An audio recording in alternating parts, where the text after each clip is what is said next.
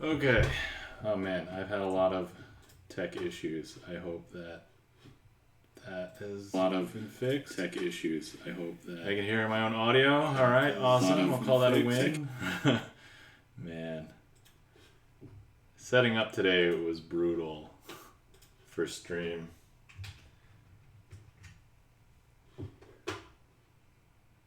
I did finally figure out my logged into chat issue, so that's good. I also happened to get a tray for the keyboard and mouse today, and it is wobbly. I chose the wrong one. You know what? I think before people get here, I could run to get another one. Another tray that could be flatter. But in the interim, hold on, let me at least announce in my own Discord that I'm going live. I should probably figure out how to set that up so that that's automatic. Alright, okay, cool. Alright, I don't think anybody's here yet, so hold on, wait, chat's not working. Wait. Testing. Oh no, it is working. Okay, I'm just stupid. Pillbilly, welcome in. How's it going? Today we're going to be testing a bunch of burger alternatives. So I'm going to be, but I was actually debating. So I have these three set aside here. So this is Impossible Burger, Beyond Burger, and Turkey Burger. I'll explain why I'm doing the alternatives, but I want to go run and get a tray that is not wobbly for my keyboard and mouse. And then I'll explain more in a second. Hang on. Take me 20 seconds.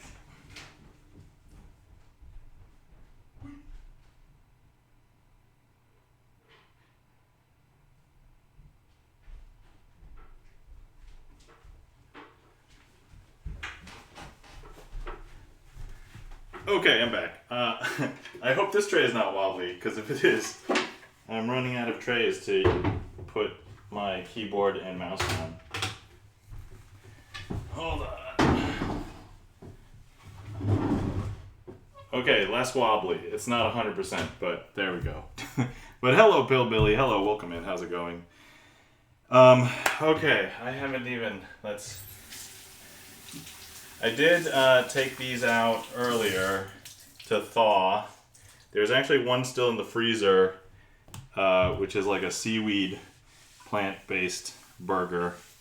But anyway, so the reason why I'm doing burger alternatives and not beef today is because I have a medical condition called gout.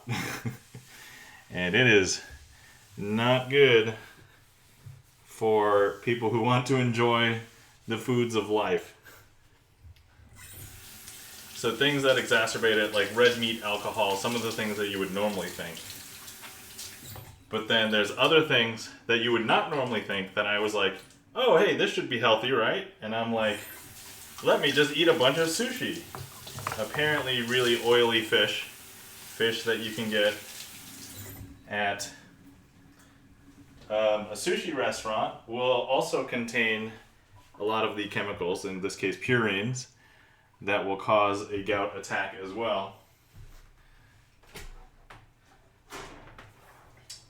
That happens to be what triggered my latest gout attack. However, last week on the cooking stream, I cooked dal. I ate dal kind of almost nonstop for like 2 days. And then I was like, hey, I'm feeling a gout attack coming on.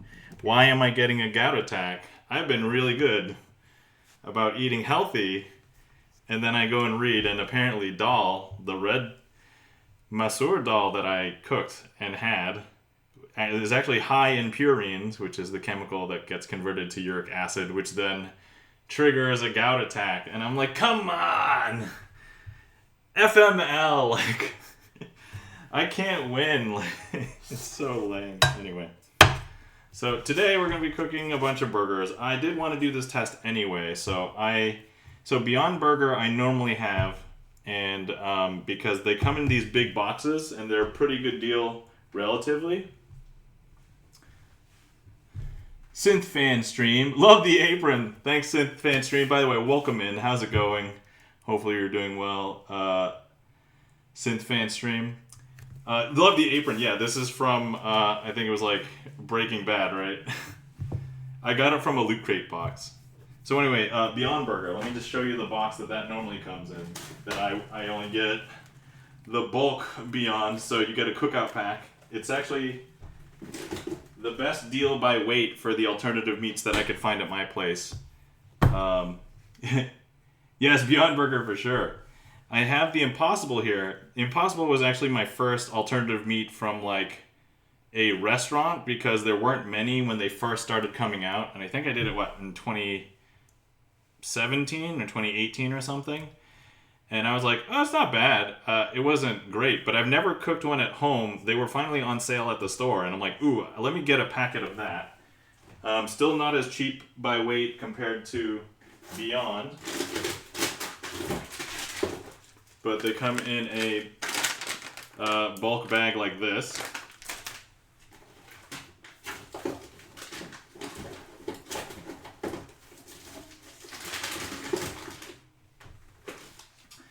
Then this is generic turkey burger from my local store. And then the other one that I have sitting in the freezer, it's not thawing because it says cooked from frozen, is actually the one that I alluded to last week. So this is like a seaweed one.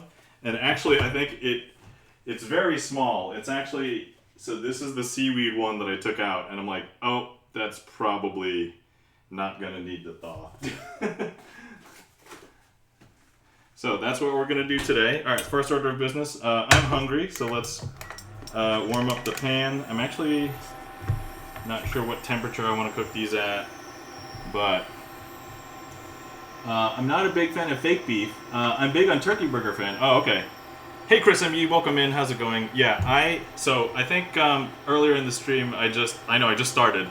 But I was explaining to Pillbilly that I normally love beef burgers, and I would love to continue to have beef burgers for the rest of my life. But I have a medical condition called gout, which if I eat things like beef and drink alcohol and all the things that make life great, I will get a gout attack, and it'll be extremely painful for like weeks, so probably not worth it. Feisty, welcome in. How's it going? Oh, I heard the gout talk. Oh, you did? Okay, yeah. So, I mean, I love beef burgers, but I'm always trying alternatives because I'm like, I want to see how they taste. So, and yeah. Chris MB says, did I tell you I did get that induction wok from Costco? No, I don't think you told me, Chris. That's awesome. Have you had a chance to use it yet?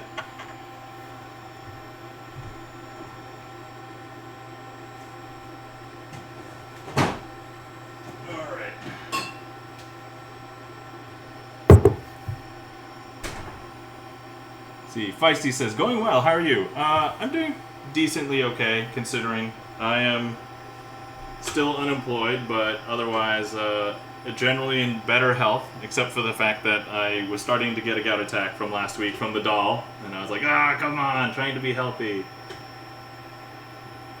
Alright, here, I'm going to eat this heat map as a snack. Here we go. Delicious. Alright.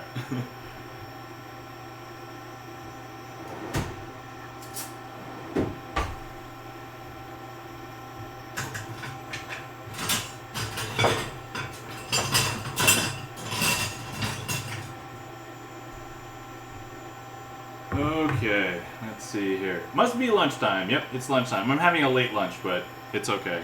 Feisty says, I'm unemployed too, but I don't mind seeing my granddaughter every day. That's awesome, Feisty. I'm glad that you're able to spend time with your granddaughter. Alright, so here's what I'm going to do. I'm going to cook all of these basically at the same time. And I know we're having meat alternatives, but I guess turkey burger is also meat. But I'm going to use some bacon fat to put in the pan, so we can get a nice little...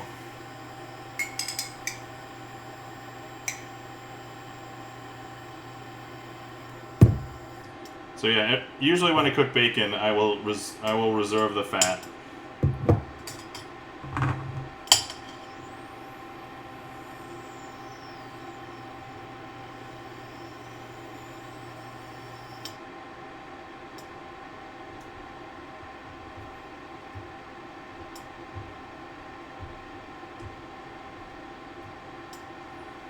Okay, that's melting. Let's go ahead and turn this up. I'm actually not sure, so I haven't done burgers like this on an induction. So it'll be a fun experiment today, guys. So here's my plan. I'm probably going to put the Beyond on the pan first because that was the most frozen. It was the most solid. It's also the thickest. Impossible slightly less. And then turkey burger is really thin. That's probably not iced at all in the center. So, but because I'm also cooking not at the actual stove, I normally just put my induction on like a flat piece of metal on the stove. But I don't want this to burn because I don't have like a vent like right above here. It's also hot outside. I don't want to open the windows, but I could. Feisty says, just made some pork fried rice. Excellent, Feisty. That's amazing.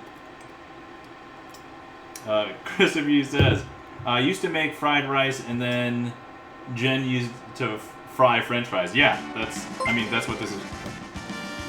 E-Room, how's it going? Well, thank you for the raid. Greatly appreciate it, E-Room. How's it going?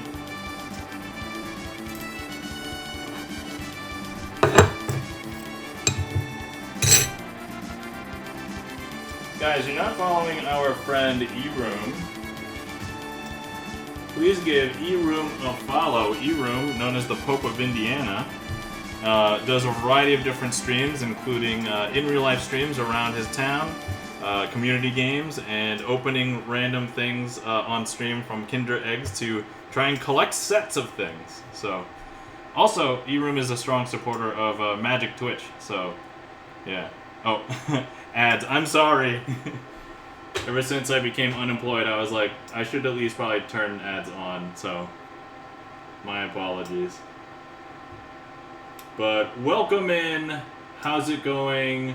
Peekaboo Draws, E-Room, Memloss, Conspiracy Gun Guru. Sorry, I'm trying to read it and the screen's like far away from me. Let's see here. But welcome in, everybody. Thank you for the raid, E-Room. How was your stream? How are you doing today? And then I think I missed a question or something. Let me see. Oh, Pillbilly asks, do you ever use ground turkey from the store? Yes, I have used ground turkey. I find that unless you flavor it very well, ground turkey doesn't have that much of a flavor. So I'll sometimes add, bacon fat or something to it. So, yes, I've used it. I don't use it as often as I probably should, considering my medical situation, but otherwise, that's it. Chan the Magic Man, welcome in. How's it going? Alright, so, let's get started. I'm going to place, as I said, I'm going to place the Beyond Burger on first. I'm actually going to try and keep, like, the relative positions so that we kind of know what's going on. Okay, so here we go. Starting with the Beyond. Oh yeah, I'll have to up the heat on this.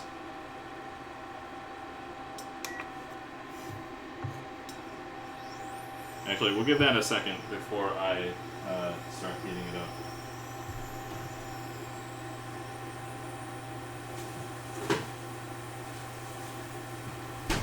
I'm also kind of out of buns. I'm not going to be eating 4 burgers on stream today. I only have 2 buns, so we'll probably do either half or I will probably do like quarters just so that I don't get fat just from eating alternative burgers.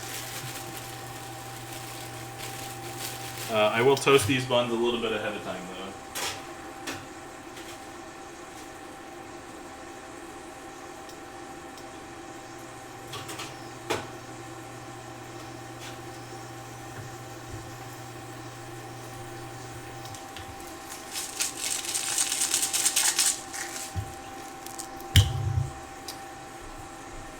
Sydney, aka Coco, welcome in. How's it going? Plant-based burger. Oh, so yeah, Beyond Burger is plant-based. Impossible is plant-based. Turkey burger is just made out of turkey. And then I have a seaweed burger that we will also be cooking up as well in the freezer. But that one did not require... also, this will be the first time I'm cooking burgers like this on this induction. So I want to give that a try too. Alright, let's go ahead and put the Impossible Burger, because these two are about the same thickness. But I do want to leave enough room for the turkey burger. Now, the turkey burger may look big, but that's going to shrink because of the moisture content. That seaweed burger, oh no. So, the seaweed burger looked like fish? Oh yeah, it totally does, yeah. Here, let me show you guys what the seaweed burger looks like again. Kind of weird, huh? Yeah, I'm keeping that frozen because it said not to thaw that, but I guess since I'm almost at the cooking phase, maybe I'll just leave it out at this point.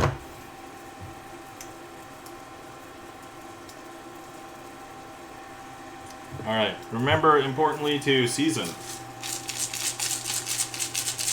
So, to fill everybody in, catch everybody up, I ate a lot of dal that I cooked last week, and that ended up not being so great because I didn't realize that the kind of dal that I used was red dal or masoor dal, and it ended up having high purines, which is bad for my gout, and I was like, crap, I'm trying to eat healthy, but I can't. So I'm just like, FML. E-Room says, goat droppings are greater than seaweed burger. Well, I guess I'm going to be having something that is arguably worse than goat droppings, according to E-Room.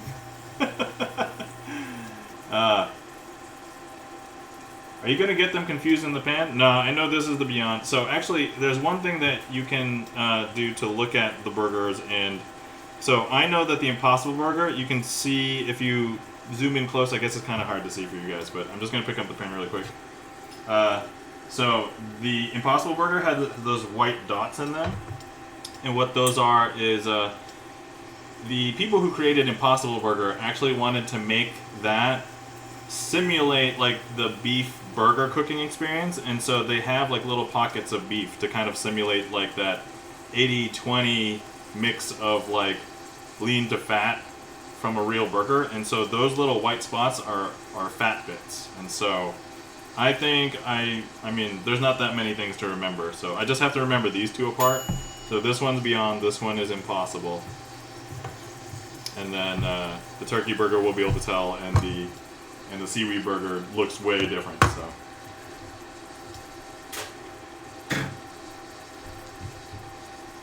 Memlaw says, I only use Barbie doll. Ah, okay. So you only use barbecue? Yeah, I don't own a grill, so I do most of my cooking inside. Yeah, I'm not gonna lie, Chris, the seaweed burger, after I opened the package, I'm like, that does not look appealing. But I got it because I was like, hey, let's try it, it's on sale. I think it's on sale and it's going to be discontinued, so it's probably not going to be good.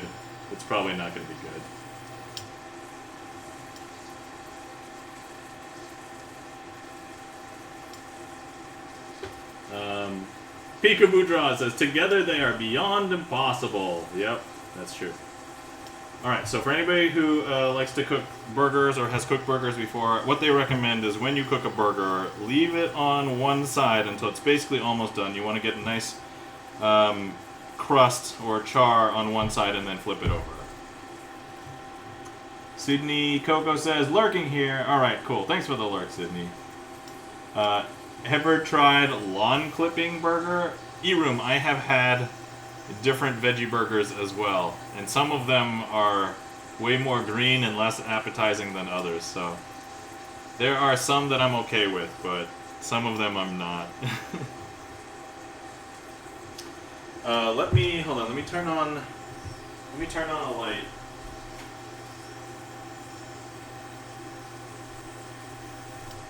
And that will help me because it's a little bit dark over here.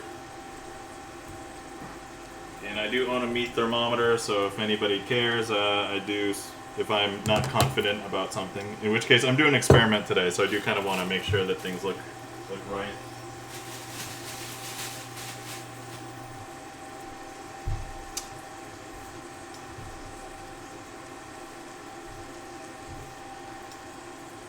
Ew, lol. Yeah, I know, right? E-room, I definitely... Man, so there are some veggie burgers that are really good.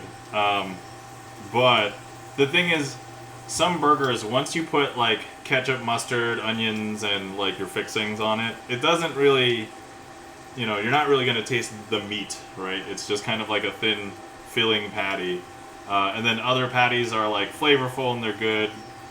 And then there's like sausage and beef, like those are some of the most flavorful patties of anything. So.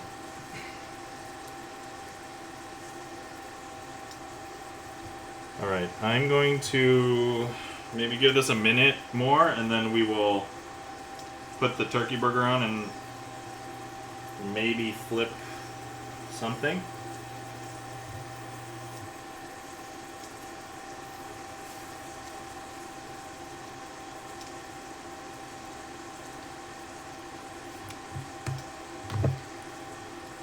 Alright, I'm not sure if I'll need any more bacon fat, but I'll leave it out, I guess, just in case. For the controlled experiment, I want to taste each burger with a little bit of bread by itself, and then what I would imagine typical person would want to eat it with is probably just ketchup and mustard. So we'll do that as a controlled experiment. Normally I like to also put like sriracha and onions and stuff, but I don't want to like mess up the experiment, so we're just going to do standard toppings for the taste test.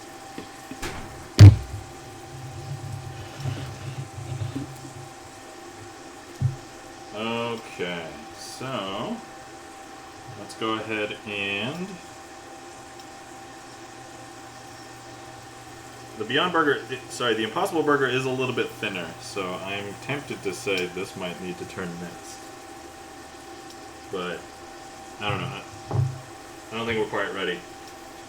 So the indicator for cooking burgers is you can watch, especially thick burgers like these, you can watch how cooked it is come up on the sides, on the edges, and then as it gets more cooked, flip it.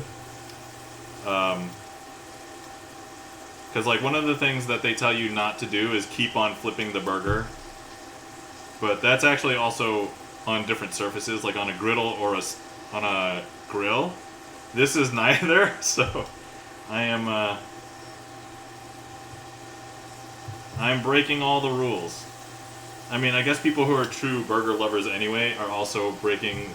I would be breaking the rules because I'm not having a beef burger. But I already explained myself and the whole real beef and gout and all that, so... I'm sorry!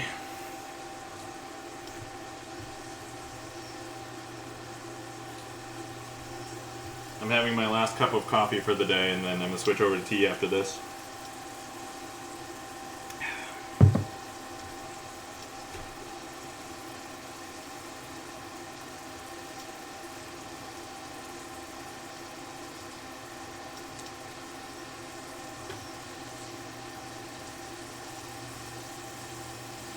E-Room said earlier, 4 patties, 2 buns, 2 double cheeseburgers. I think that would ruin the experiment a little bit, but I do have more buns, but they're not the same kind of bun. And for the experiment, I want it to be the same kind of bun. Let's see, we already discussed what a Beyond Burger is. Let's see here. Alright.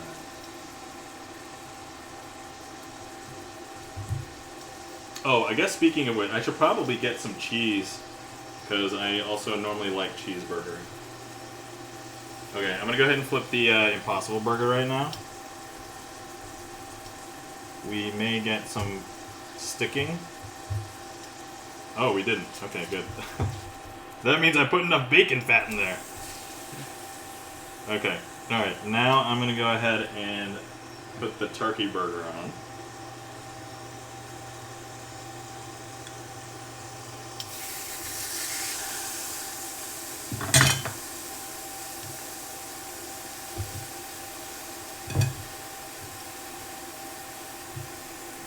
Oh yeah, and we got salt.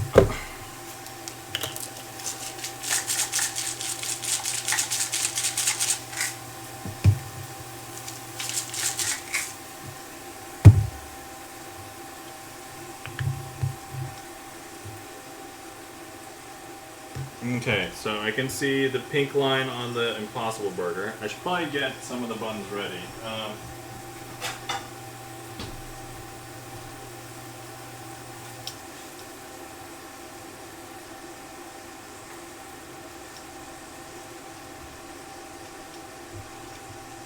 Alright, so here we have the buns. I'm going to cut them in half so that we can dedicate halves to each burger.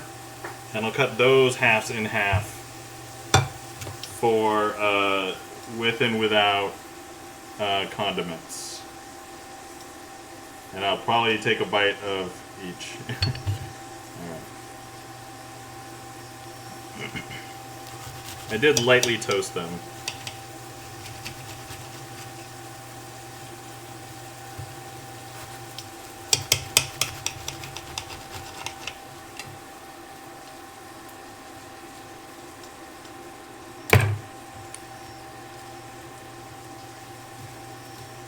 Alright, buns have been cut.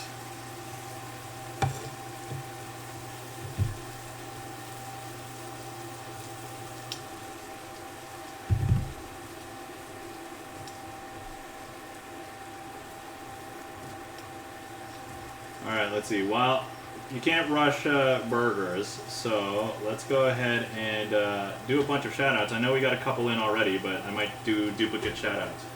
So, guys, you're not following our friend Chris M. Yee. Please give Chris M. Yee a follow. Chris M. Yee, variety streamer, plays a bunch of games. Also the host of the Clip M. Yee show that showcases a bunch of the best clips across Twitch.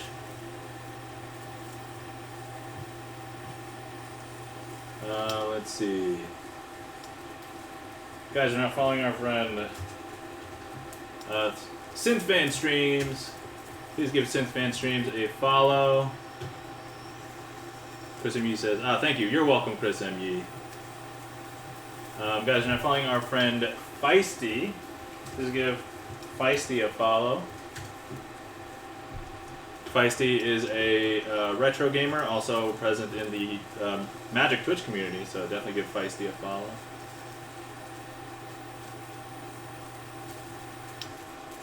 Guys, you're not following our friend Peekaboo Draws. Peekaboo Draws is an artist. I've been able to lurk in one stream and then hang out in one stream, but Peekaboo Draws is also a community member in the Magic Twitch community as well.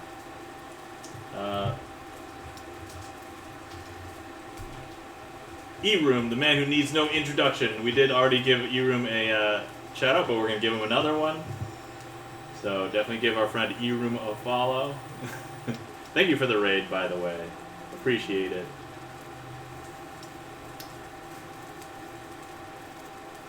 Guys, you're not following our friend and mod, Chan the Magic Man. Please give Chan the Magic Man a follow. Chan, one of the other magicians on Twitch that has a regular magic schedule, so you can give him a follow. And you can catch him doing Magic Mondays.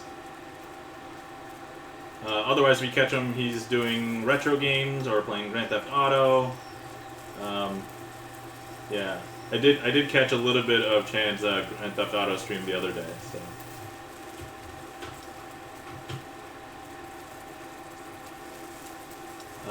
Let's see. And then thank you for the shout out to Sydney, aka Coco. Guys, you're not following our friend Sydney, aka Coco. Please give Sydney, aka Coco, a follow.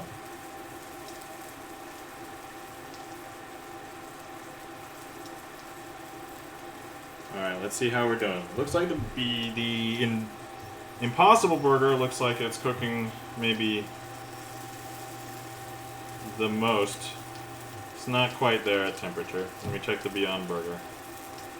That's almost there. And this one I just put on, so obviously it won't be done yet.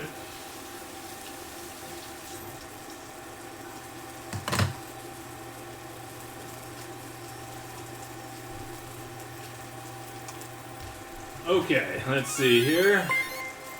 Memloss, thank you for the follow. Hey, Memloss, are you a streamer?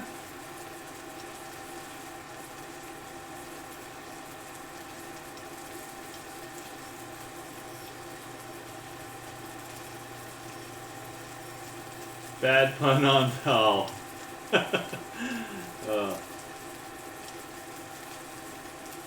Yeah, I think Doll is just spelled D-A-L, so yeah. Alright, trying to get back into it, thanks. Oh, okay, alright. Guys, if you're not following Memloss, please give Memloss a follow. Memloss trying to get back into streaming. I actually need to give you a follow, Memloss. Hang on, let me see. Follow. Okay, there we go. Now it's official! Okay. Alright, what the heck is this? Oh, that...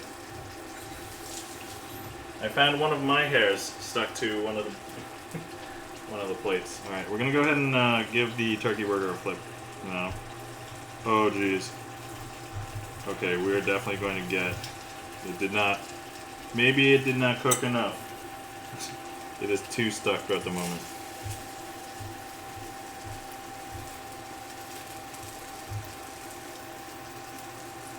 So maybe we'll let the turkey burger go a little bit longer. Okay, I'm probably going to need some other plates, though. I'm not going to reuse those ones.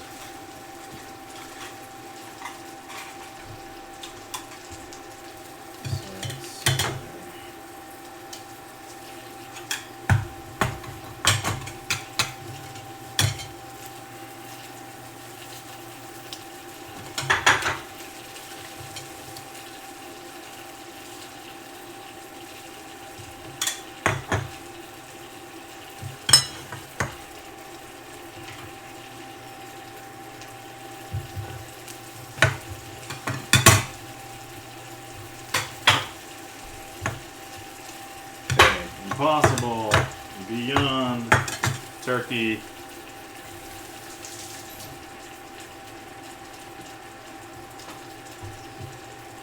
All right, let's see if we can give this turkey burger a flip now.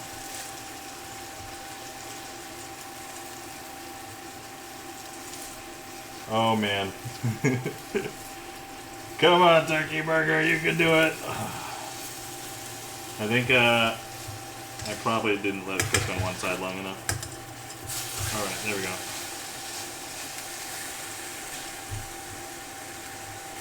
Alright, it'll be okay. Guys, it'll be okay. Okay.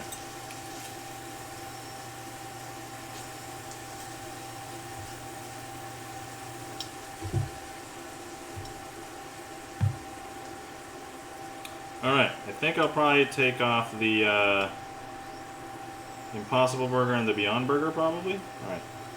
So one interesting thing that I'm noticing,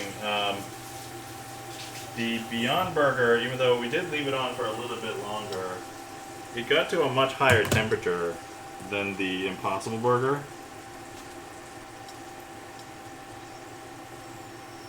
So, actually let me also give this a quick rinse.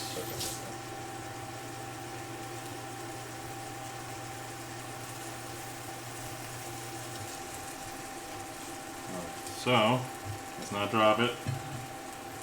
There's Beyond.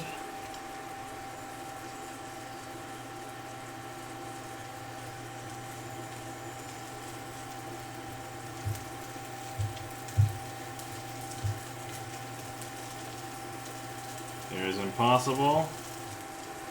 And I guess I can attempt to, oh yeah. Let's attempt to cook this seaweed burger. It is not looking like the best. I will also not know how well to cook it, but I almost feel like using the bacon fat is very antithetical to the seaweed burger.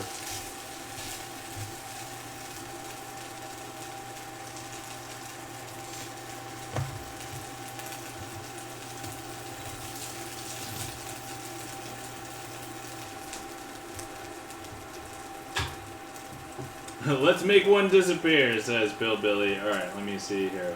First, I'm going to make this heat map disappear right here. Delicious? Okay. Truck Nerd says, I wasn't impressed by Impossible, but what do I know? I mean, look, it's a very subjective thing, right? If you're okay with alternative meats, then, you know, you can pick and choose whatever you'd like to eat, honestly. But it's very subjective. Like, why does somebody like, you know, one brand of hot dogs over another brand of hot dogs? They're hot dogs. They mostly taste the same, right? But those of us who do taste hot dogs do taste the difference. Yep. So.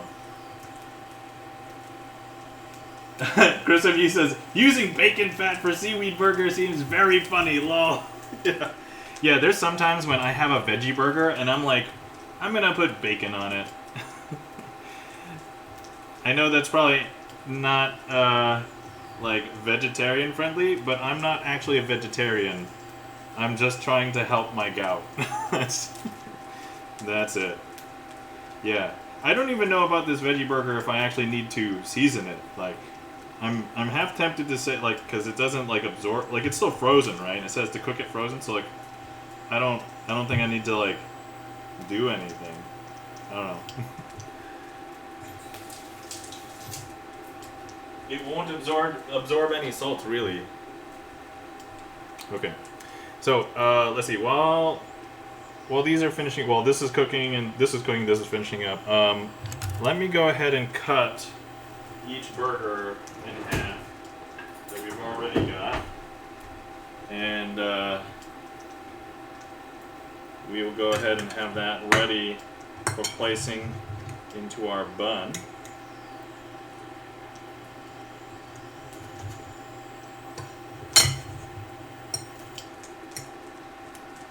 Okay.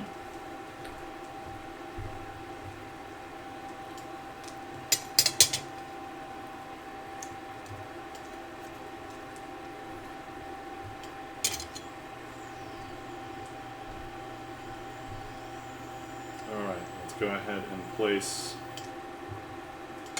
this half on one.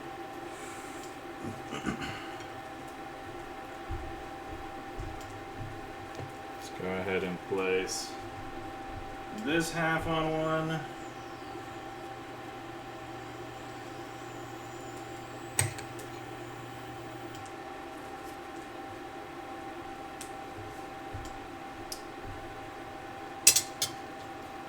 This one will be for turkey burger, and then this one, it's slightly off camera, but this one will be for the seaweed burger.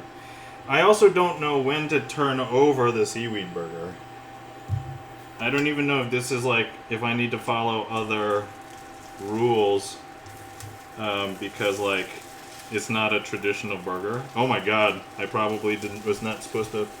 Oh no, there's already a crust on there, but then I left it on the pan. So, well, we may have ruined that, but whatever. I didn't have high hopes for it anyway.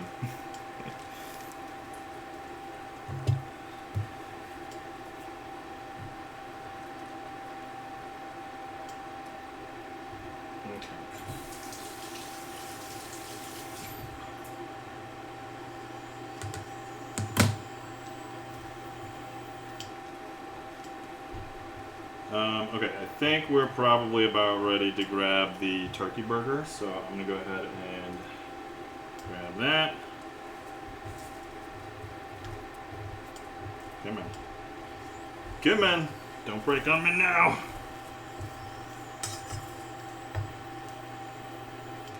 Here we go.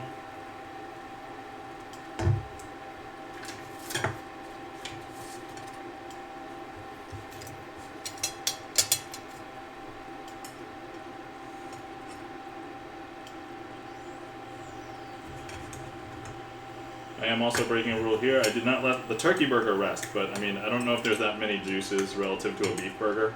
So probably unnecessary, but I mean, still. Let's see. We did not lose as much moisture as I thought we would. So, okay. All right, let's place that on the bun there. I'll leave the bun right there. Okay, alright. Let me just... I don't know if this is at the correct temperature for this thing. Hold on, let me read the box. Weird burgers are weird. Okay, the primary ingredients of this thing is kelp, green chickpeas, brown rice, ginger sesame oil, pea starch, chickpea flour, oat fiber, toasted sesame seeds, granulated garlic, nutritional yeast, kosher salt, and red pepper flakes. In this. That none of which sounds or makes like a burger. Alright. Okay, I did a wrong thing. I didn't get any cheese ready, but you know what? We can make this as... So, I normally like to melt my cheese with my burger, but for the purposes of the test, let's not risk doing additional cooking for like a quarter of a burger, so...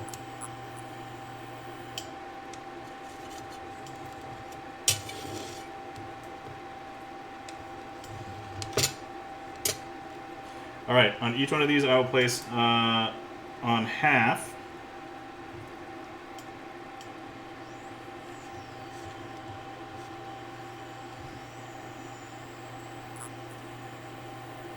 And that will be the half that I also place the ketchup and mustard.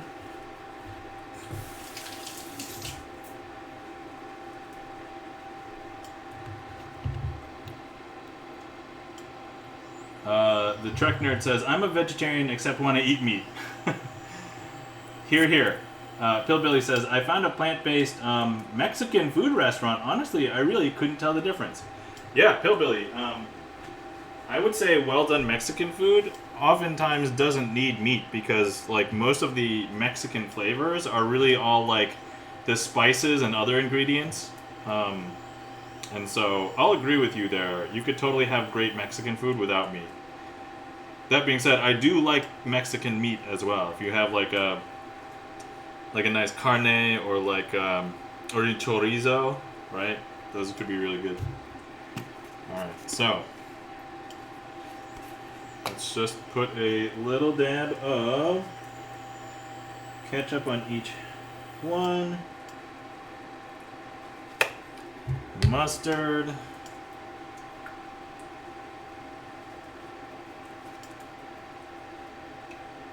Oh god, that's a little bit more mustard than I wanted to put in. Hold on.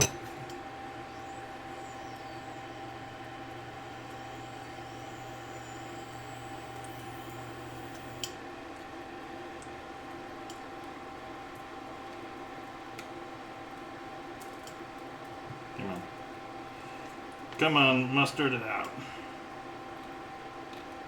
Like, I like mustard. I do want to be able to taste burger for the test.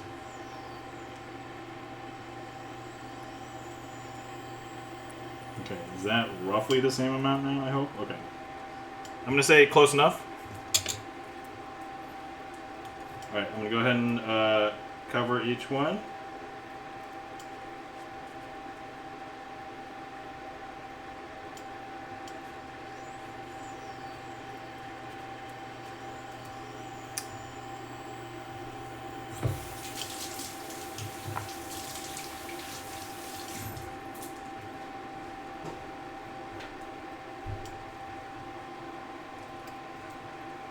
Pillbilly says, chorizo breakfast tacos are good. Trek Nerd says, but seriously, I don't eat red meat because my stomach won't accept it. Oh, okay. Well, the Trek Nerd, it's okay. I love red meat, but I can't eat it, so I suppose being in your situation might be better because then you're not, like, teased by the, oh my god, this red meat could be amazing. I'm still looking at this. I have no idea if it's cooked or not. I can't tell.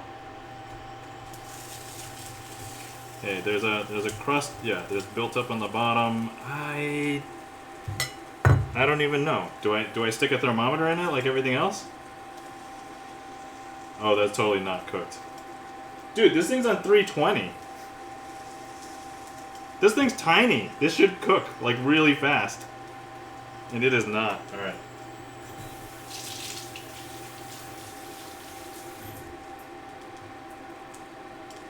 I did put it on later, but jeez.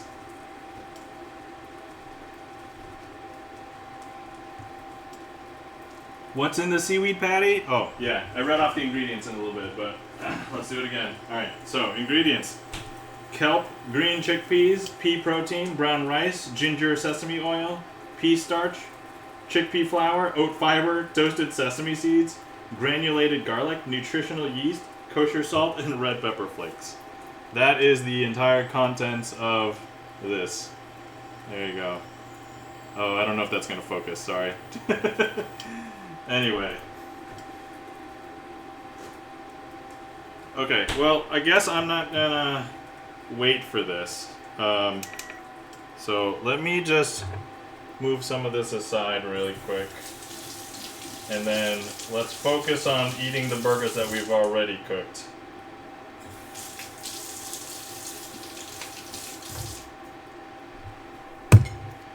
And we'll go from there. All right. Okay, sliding this over. Let's not hurt myself. Okay. All right, here we go. Actually, this is that off camera mostly. Okay. All right. Impossible Beyond and turkey. All right, let's start with the Beyond Burger. Just the bread and the burger side. So this is the one I'm most familiar with. I've had these the most out of all of these. So here we go.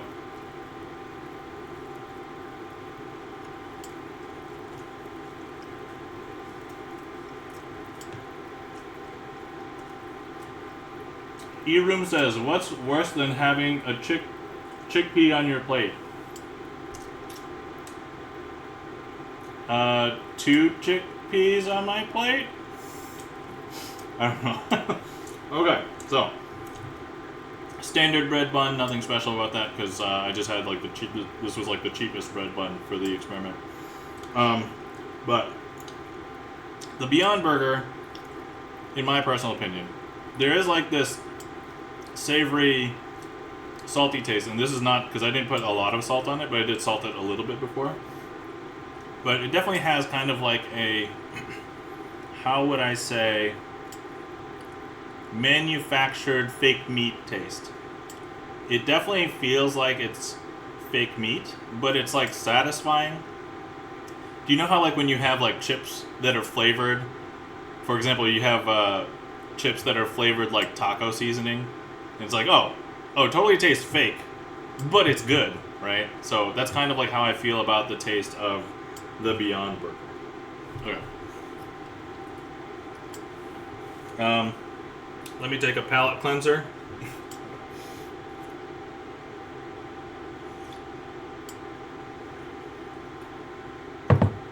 Okay. Alright, let me go on to the Impossible Burger. So, the Impossible Burger, basically the primary competitor between Beyond and Impossible. I think Impossible hit the market first. Beyond hit the market shortly after. But I personally feel like Impossible had a lot more marketing. But I did learn a little bit of the science about Impossible. Beyond just seems like a souped up veggie burger. So let's try this one. Impossible attempts to kind of manufacture the feel of cooking meat as well. So that's why there were those white chunks in it. It was like, I don't know if it's like palm oil or some other kind of fat, but those chunks of fat, when you cook on a pan like this, is supposed to simulate like the fat in a beef burger. So let me give this a taste. Just the burger and bread side.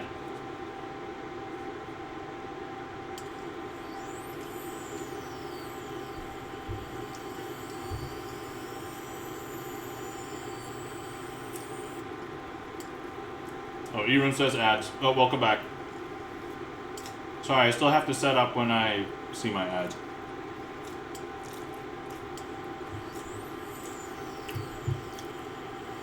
Alright, so on immediate taste, it does have a much different taste than the Beyond Burger. If you like regular veggie burgers, like Morningstar and those kinds of brands, I think you would like Beyond better. I would say Impossible does have a slightly better hint of what I would consider like meaty taste.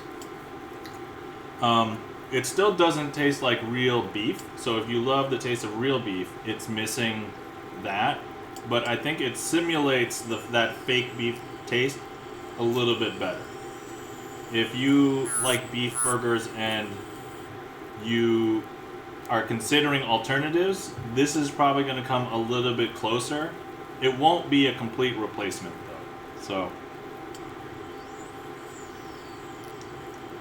that's kind of like my take on the immediate taste of these two. Okay. Now let me go ahead and taste the turkey burger. I have had this before as well, but not as much as the Beyond Burger.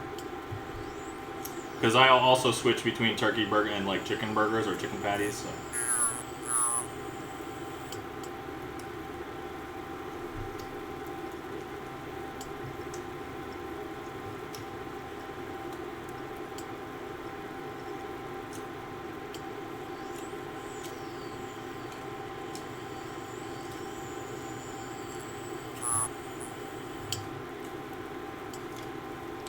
I apologize, I did not do a palate cleanser between these two, but I kind of already had it. So this particular turkey burger does have some additional like garden seasonings in it, so it's not just a plain turkey burger. I'll confess that I think the plain turkey burger probably doesn't matter how well you cook it. I cooked it in bacon fat, and it's still kind of lacking in moisture, so it's not as juicy as one would hope and like. I would actually say both of these two fake burgers have more juice than this turkey burger. However, this turkey burger, because of the like garden flavors, that does come through, but like I don't really get a clear, distinct taste of what like turkey or the chicken flavor, generic meat taste of what should come through in this. So that's kind of my take with the turkey burger, just the burger and the bread, no fixings or anything on that side. So, alright, let me do a palate cleanser. I'll go in reverse.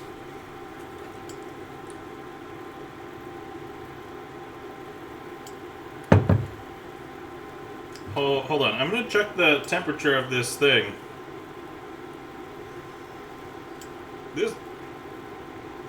This seaweed burger is not cooked.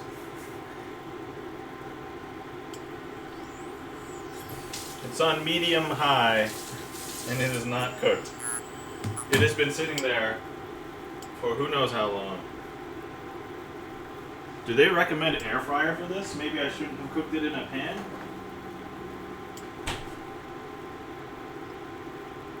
No, it says 6 minutes on medium high. I'm on medium high. It's been more than 6 minutes.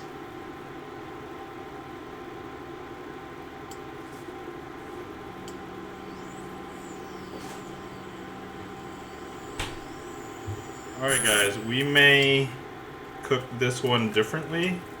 It's also not like fully solid. Alright, I'm going to turn this off. We're going to toss this in the air fryer.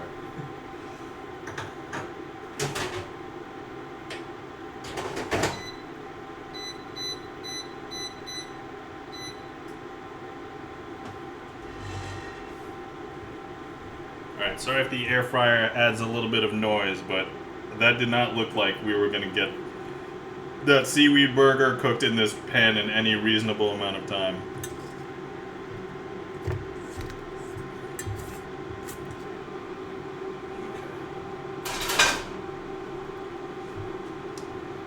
Okay, let me just slide this over a little bit. Alright. Okay, so now E-Room says, I just googled it. It says recommended for seaweed burger. A trash can, says E-Room. You know what, E-Room? I have one of those. I have a trash can. I could put the patty in the trash can. I could then eat the trash can and just see how it tastes. I'm guessing it's not going to taste very good. That's just my guess, though. I'd have to really taste it for sure to know, right?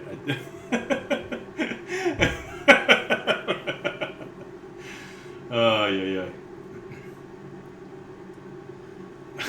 Oh, sorry, I missed the part. Chris says, probably something to do with your face, lol. Okay.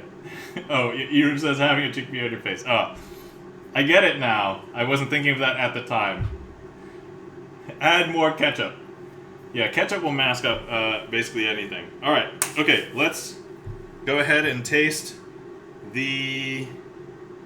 Oh, I do have a little bit... You know what? I'm going to go ahead and eat a little bit more of the not dressed side. Let's go again through my... We'll go in reverse, as I said. So let's do the turkey burger first.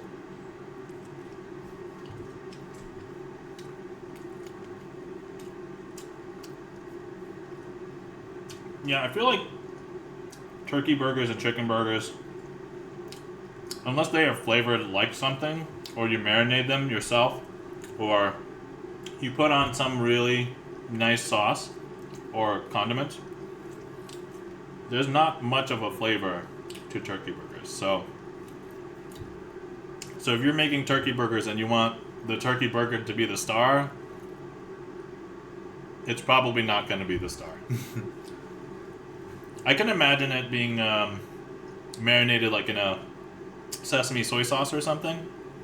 That could be really good. Have some flavors just deeply marinated inside, and then when you cook it, it's kind of like an Asian turkey burger or something. I could see that. That could be pretty good.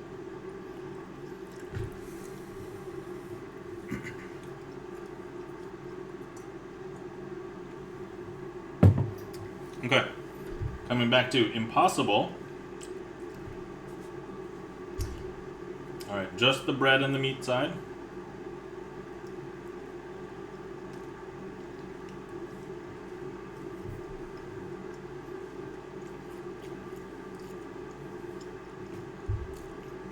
You know what this reminds me of when I bit into this time? If you know what MSG or MSG-like ingredients taste like, you can definitely taste that in this. Whether it's specifically monosodium glutamate or any of the alternatives, yeast extracts, torula yeast, disodium incinate, disodium guanylate. Those are all kind of like MSG-like ingredients. Chris Amy says, for turkey I prepare it kind of like a meatloaf. So I work in grilled diced onions and pepper, and I use Hidden Valley Ranch powder to season. Oh, dude, using ranch powder is like a secret weapon.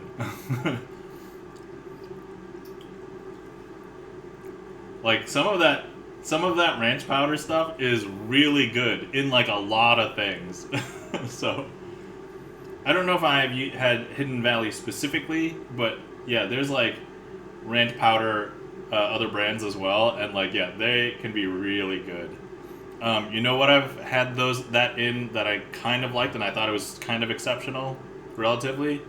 Mashed potatoes. So if you guys like really interestingly flavored mashed potatoes, put some of that ranch powder in there.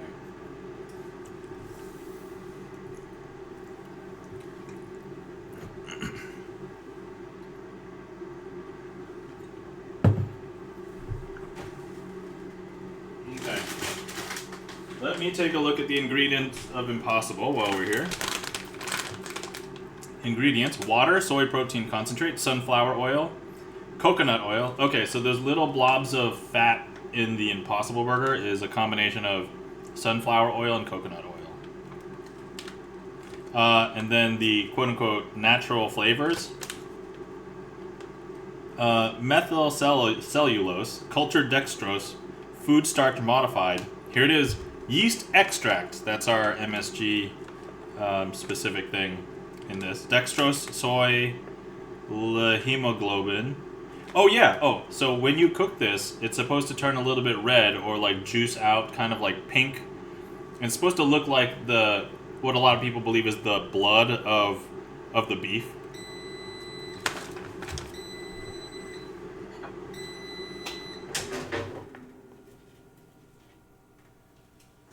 Hold on, I gotta flip this seaweed burger over in the air fryer.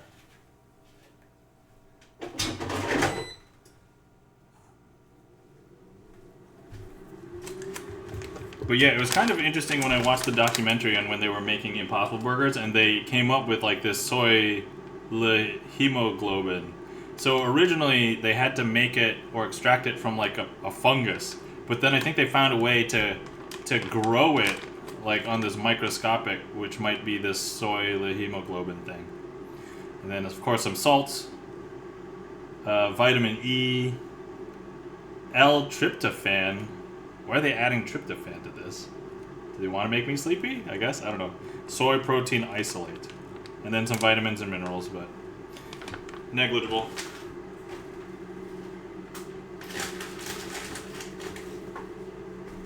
I guess while we're here, let's also take a look at the Beyond Burger ingredients. Water, pea protein, expeller pressed canola oil, refined coconut oil, rice protein, natural flavors, methylcellulose, potato starch, apple extract, pomegranate extract, salt, potassium salt, vinegar, lemon juice concentrate, and beet juice extract for color, and carrot. So, interesting. That is interesting. The Beyond Burger does not seem to indicate, unless that's what they're using all these weird extracts for, but it doesn't seem like they have an equivalent for MSG.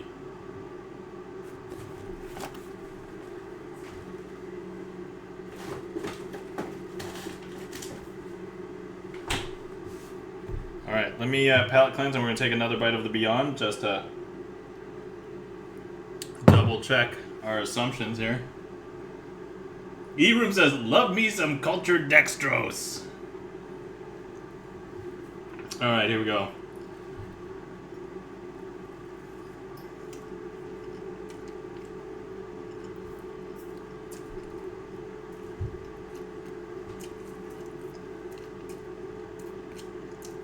That is interesting.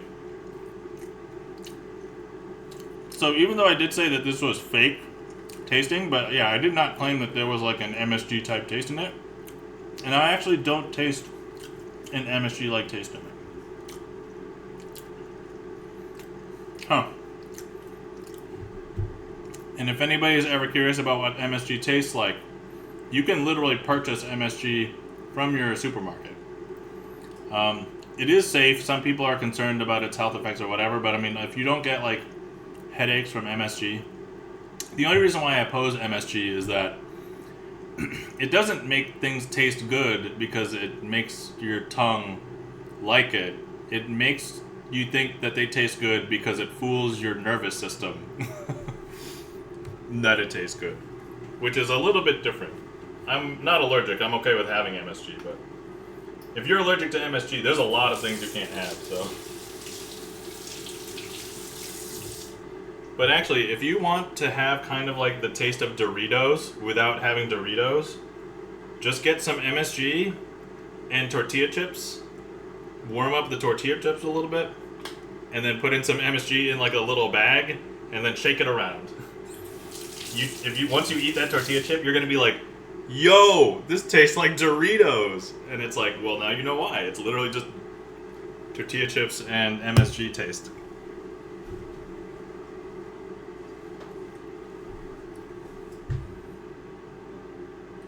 Chris MU says, it has the same health risks as salt.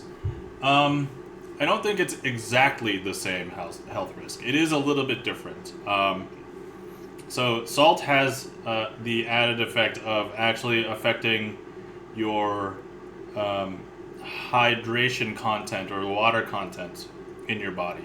I think with MSG, it does not do the exact same thing to the same extent. I think you need like, don't quote me on the numbers, I'm not a scientist or a food scientist or anything, but I think there was like, you need 20 times as much physical MSG to equal like that same like dehydrating effect as salt. I mean, I guess technically you're not wrong in saying that it has the same, but it's similar.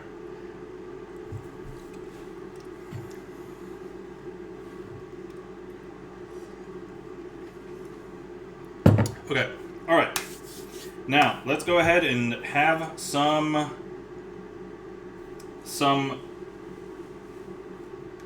condiments with it. All right.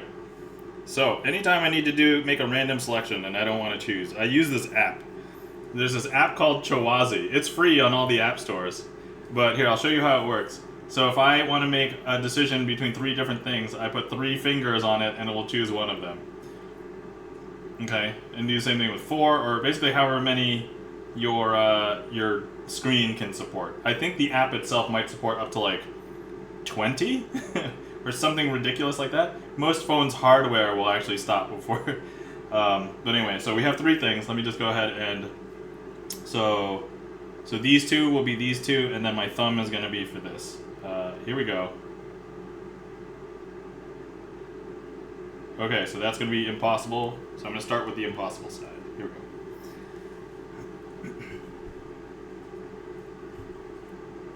Alright, this is with cheese and ketchup and mustard.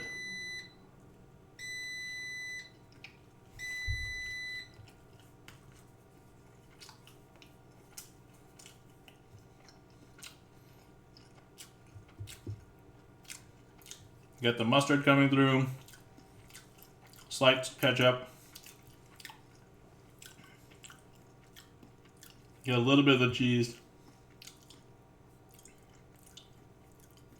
Overall, not bad.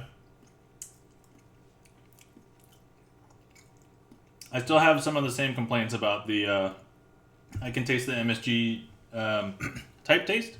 Nothing wrong with that. A lot of people love that taste. So, all right, let's check on our seaweed burger. I just heard my air fryer go off here. All right, good news. It's cooked. That might be the only good news. All right. So,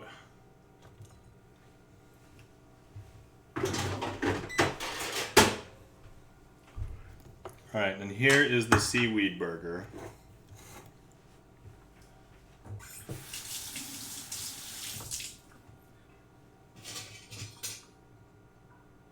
I still have a little slice of cheese.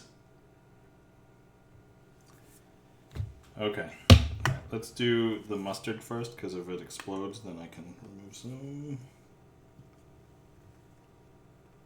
There we go. Yeah, for a long time when I was young, I was like, oh, how does McDonald's make its burgers taste so much like McDonald's burgers? And it's mostly onion and mustard. So I was like, oh, I like the taste of onion and mustard, I guess. Like if you try and taste like any of the McDonald's burger patties, with maybe like the exception of a Big Mac, they all basically taste the same, and they're not really that good. They're not very flavorful as far as like burger patties themselves. Like if you get a plain burger with nothing, yeah. And then the cheese is probably the thing that comes next in a McDonald's burger. And then, yeah. But in a Big Mac, I feel like when you have a Big Mac, I don't know who is a fan of Big Mac, but they have a different sauce. It's like their zesty sauce or whatever. And because of the sesame seed bun, not all their burgers have a sesame seed bun, but like, I was like, ooh, I like sesame seeds. And so that's when I was like, all right, most of a McDonald's burger doesn't taste like the burger. It tastes like literally every other ingredient. So.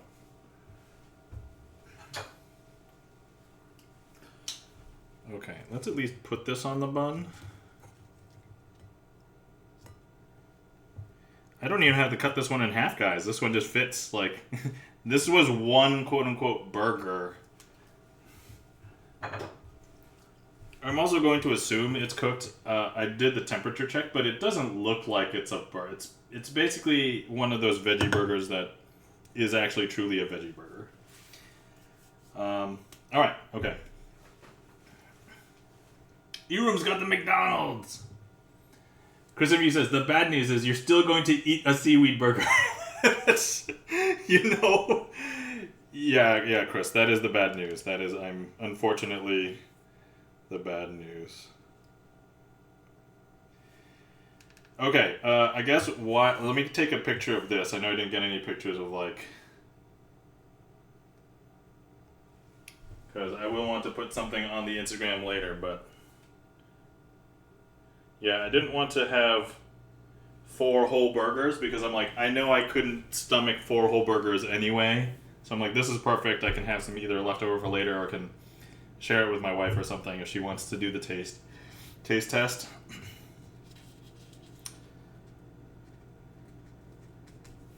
Okay, all right. Let's go ahead and let's go Beyond Burger next with the fixings. Here we go.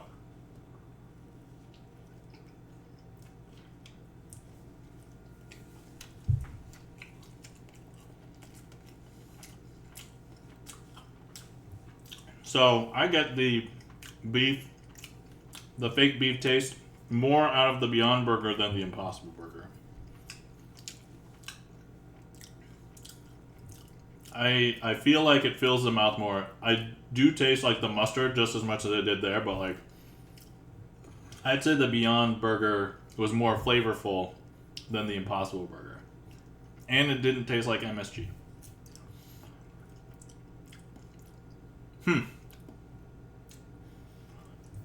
So I know the reason why I used to choose Beyond Burger over Impossible, and it's still the same reason. If everything else being equal, the Beyond Burger was cheaper by weight, and I was okay with it. So, and I'm like, oh, okay. I can understand why if somebody is like a fanboy of Impossible Burger to choose Impossible Burger, but actually, if you had to pick between these two, if I had to pick between these two, if the price was the same, I would still choose Beyond Burger. I think that's what I would do. That being said, the price of Beyond an Impossible Burger is not yet cheaper than real beef. So if you like real beef, maybe still get real beef. The thing is, the price is almost comparable. It's very close. Like, per weight, I think you can probably get just, it's a little bit more beef, like ground beef, especially if you're willing to make your own burgers. If you want them already burger patty, they're probably going to be the same price. But if you're going to make your own beef patties, then yeah, certainly ground beef will probably be cheaper. You can actually get ground Beyond an Impossible too, but I don't think it's any cheaper, whether it's in patty form or not. So you'll have to just compare prices if you care and take a look around. But that's kind of my take on Beyond versus Impossible. Cooking it at home. Okay. Let's palate cleanse, and then we'll do a bite of the condiment side of turkey burger.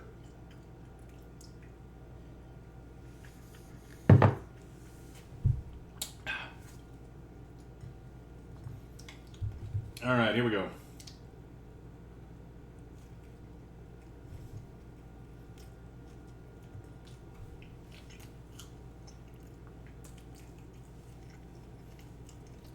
Okay, so now, the one thing about the turkey burger compared to the fake meat burgers, I'll give it this, for sure. The texture of a turkey burger feels a lot more like the texture of a beef burger than either one of these. When you take a bite of the Beyond Burger or the Impossible Burger, it almost just kind of collapses at the bite point. There's like very little to no resistance. But the turkey burger, you gotta bite through it. It does feel like, a meat patty. And that texture is worth something, right? Like when you're chewing it and it feels how it's chewing in your mouth. I think that's what we give the points to the turkey burger for, the texture. I'm gonna give points for taste to Beyond Burger. I'd say Impossible is like, I don't know, it's just a fair balance. It's not bad. I just don't think it's great compared to like all the available options, I guess. Okay. All right. Okay, I've been dreading this moment. But you know what we have to do. We're going to have to taste the seaweed burger. So this is a real and true Peekaboo Dresses. You've stalled long enough, says Peekaboo. Here it is. So I'm going to begin by taking a bite of just the patty and the bread side. Peekaboo draws. Keeping me honest, I guess. Thanks, Peekaboo. All right. Oh, okay. I'm gonna hold this here. Okay. All right. You guys can watch me. Big screen. All right. Here we go. We're gonna taste the seaweed burger. Here we go.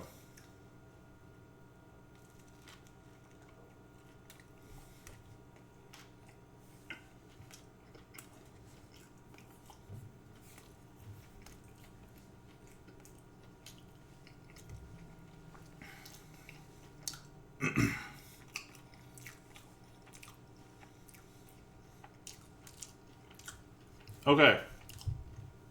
First things first. If you like any kind of burgers, real or fake, you probably won't like this. So, biting into it, I can almost feel like it basically feels like a lot of clumps of different foods like put together. And if you look at it, that's exactly what it is. Like, right? You can see all the colors. You can see all the little rice bits. You can see the seaweed. That being said, if you like the taste of seaweed, it tastes a lot like seaweed. Surprisingly so. I thought that it wasn't going to be as seaweedy, but it is very seaweedy. But I like my seaweed to be like around sushi rolls and like, or just have like those little sushi, sorry, not sushi, or those little seaweed squares, like that they come in a pack and you just kind of eat the seaweed. That's good. This feels a little bit weird because if you're expecting burger, you're not getting burger. You are getting a congealed seaweed salad in your mouth explosion. I will give it points because it is a seaweed burger. It claims to be a seaweed burger and it delivers on that. It's actually also a little spicy. Those red pepper flakes that it said, I was like, oh, there's no way it's that much. And I'm like, oh, I'm feeling heat. It's not like too much if you're if you're used to heat like sriracha or something. This is nothing, but I can get like a little bit of warmth on my tongue right now, which is kind of interesting. E-Room says driveway gravel is greater than seaweed burger. I mean, if you hate seaweed, that's certainly true. Double Tribble. Welcome in, Double Tribble. How's it going? A lot more variety with the analogs. Hi, how's it going? Alright, let's see. I do have to take a second bite. You know what? I just want to have some of just the patty without the bread. And just see. Yeah, I actually don't know how long this would have taken to cook because nothing is really physically in contact in the patty. There's a lot of empty space like in between. So it might have taken a long time to cook in the pan or on a skillet or something. The other thing I can see maybe cooking this is with steam. And that could come out with a different, like both texture outcome and maybe even a different taste outcome. But like, I think air frying it gives you at least the slight palatability that it's crunchy on the outside. I actually don't know how horrible this would taste if it wasn't crunchy on the outside. Okay. All right. We have to now take a bite out of the condiment side. So we've got cheese, ketchup, and mustard. Double Tribble says analogs. Oh, alternatives. Okay, yes. Sorry, so my chat is a little bit further away than I'm normally used to, so I thought I wasn't sure what that said, but it says analogs. All right, thanks, Double Tribble. Oh, by the way, guys, if you're not following our friend Double Tribble, please give Double Tribble a follow.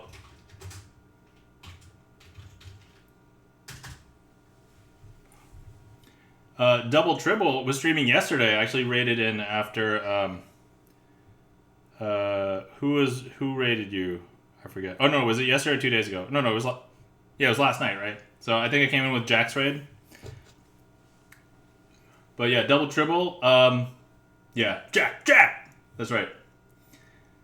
Yeah, Double Triple lives in rural New Hampshire. Apparently Jack has trouble saying rural, and I'm actually, before I moved here, I lived in New Hampshire, so... Not in rural, though. I lived in southern New Hampshire, so it was pretty much suburban. But, yeah. I hung out for a few minutes, and I was listening to Ron, that's Double Triple, talking about just random things. So, Charlie's Beats, welcome in. How's it going? We are in the middle of tasting our seaweed burger, which I don't want to give it a scathing review, but it's definitely not a burger, but it has some interesting qualities. All right, we're now going to taste the condiment side of the seaweed burger.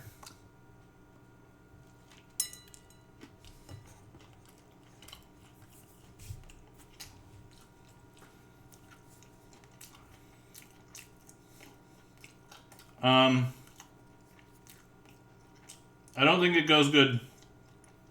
No. Cheese and seaweed? No.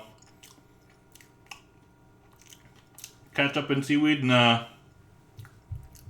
Mustard and seaweed, maybe, but definitely not cheese. Definitely not ketchup.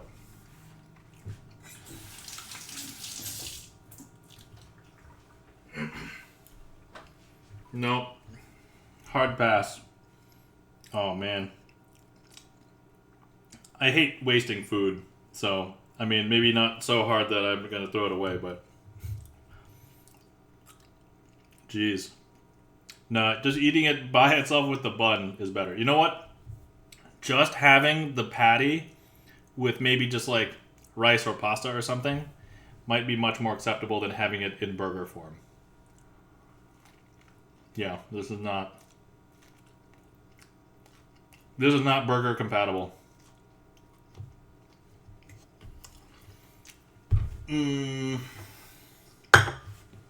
Nope. I thought maybe if I gave it a second bite after the first one, like after my mouth got acquainted. No, still just not as good. Nuh-uh. No.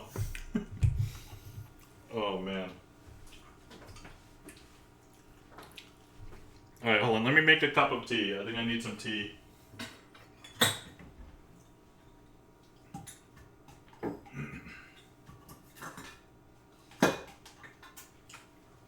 I need some strong tea, so today we're just going to have our black breakfast tea.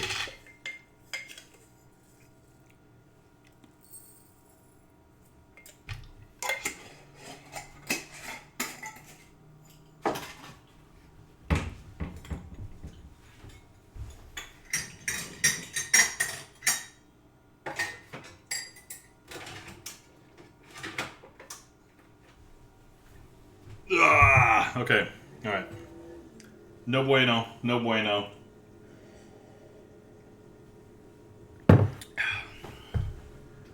Alright, guys, are following our friend Charlie's Beats. Charlie's Beats may one day stream again, but until then, I know him as a famous chatter in music Twitch. So, also the signer of the Ace of Spades when I do magic streams on Sleight of Hand Sunday. I was also throwing around the idea of doing a magic stream during the week, but then I've just been like between busy with other stuff and then doing cooking streams and then catching up with like YouTube videos. I'm trying to put out like 3 or 4 YouTube videos a week, which is kind of a lot, but... And then I also want to get back to video games at some point, but... Also, we'll see how I do on the employment front. So, thus far I've applied to like 40 plus jobs since I became unemployed.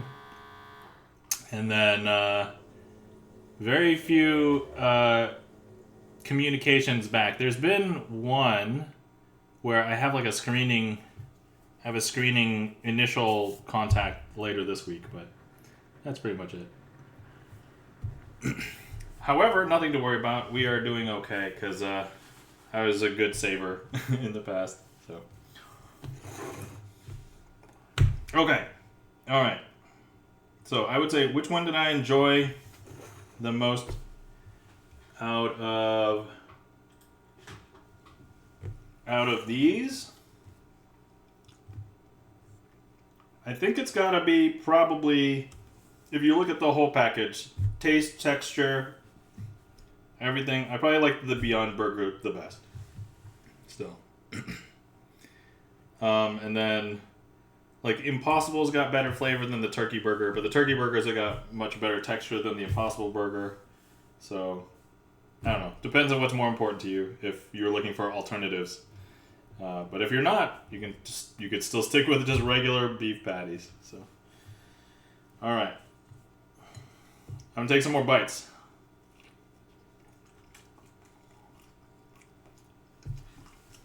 So I wasn't sure what else I was gonna do with the stream today.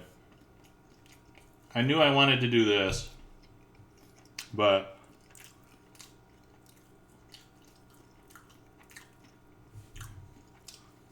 I don't know if there's anything else to cook. Should I make something else?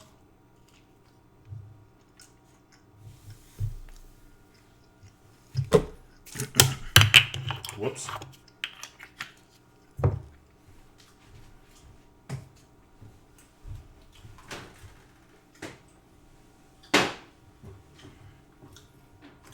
I just quickly looked in the fridge. There's not too much else to make. Oh! Actually, there's something else that I need to do. It is food related. So I have this spinach here. It is a little bit old. I want to get rid of it and get new spinach. So you know what the best thing to do with old spinach is? Let's make spinach chips. All right.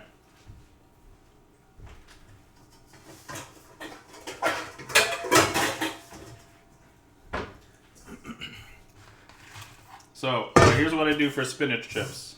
I'm gonna put all this spinach in here. Even the ones that look kind of bad are still okay once you spinach chipify them.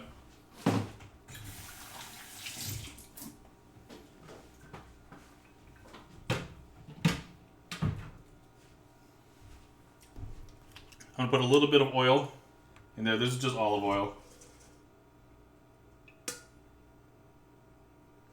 So you don't want too much. You just want enough to basically coat every piece of spinach if possible. So I'm going to mix that around.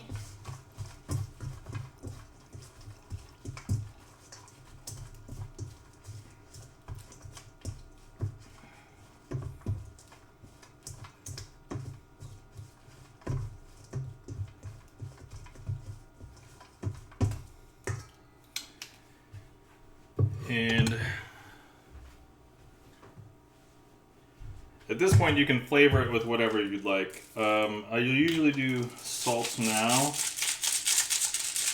and then pepper, but you want to be careful just in case if you're not grinding your pepper really fine, because it could then burn in the air fryer. And then any other flavors you want, especially if it's a powder, is probably more okay than like things that are like leaves or greens or herbs or anything, because then those will definitely burn.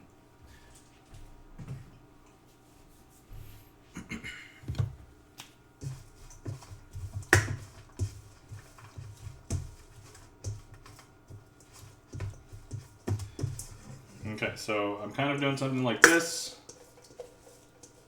And then what else do we want to add? Oh, I have some... where is it?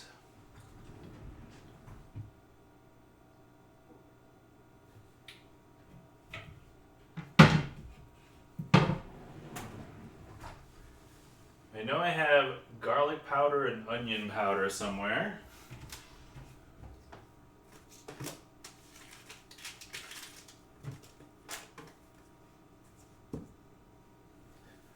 Okay, let's go with some garlic powder today. Massive thing of garlic powder.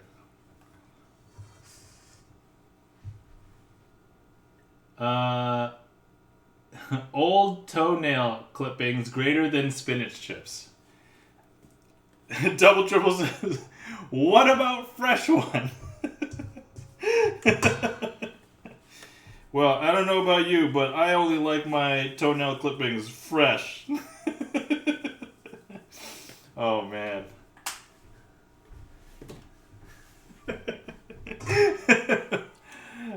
you ruined double triple. That was ridiculous. No, so I enjoy spinach chips. I enjoy fresh spinach too, not related to the toenail clippings, but I was actually able to convince my kid to eat some spinach chips because she saw me eating them and that she was like, "Can I have one?" And I'm like, "Oh, that's really crunchy." And then so now she likes spinach chips. All right. So here's what we're gonna do. I'm gonna pop these in the air fryer for, I don't know, maybe. So we want low heat. And a longer amount of time so that it'll help dry it out but not burn it. If you end up putting it in for too high, it will burn it, the spinach. And so I want to avoid that. So we're probably going to do, I don't know, let's see.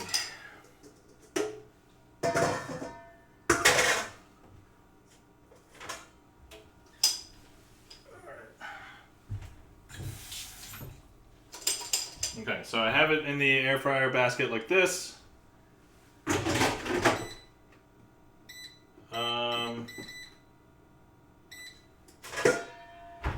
I'm going to try 290 degrees Fahrenheit for...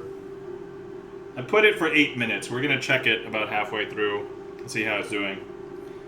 So...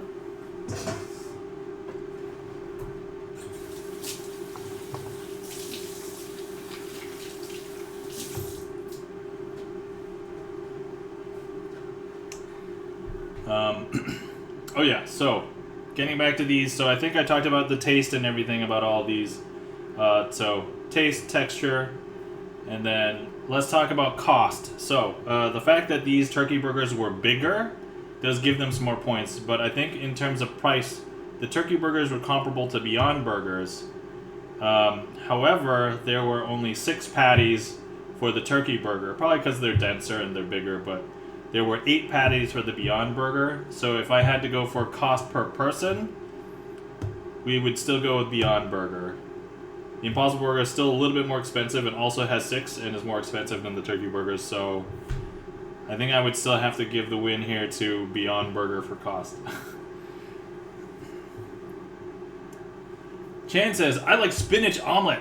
Nice. If I ever end up being able to do a breakfast stream, we can make some fun omelets on stream. Or I can make frittata on stream as well. Let me know, is there any kinds of like breakfast omelet or frittata things that people want to see me make? I could make whatever.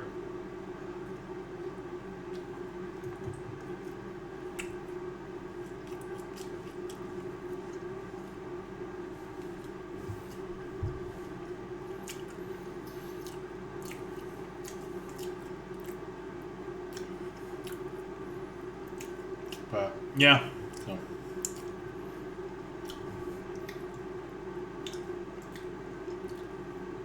Also, are you guys interested in seeing me do other food comparison experiments? Because if you are, give me some ideas. I'd be down for doing more of these.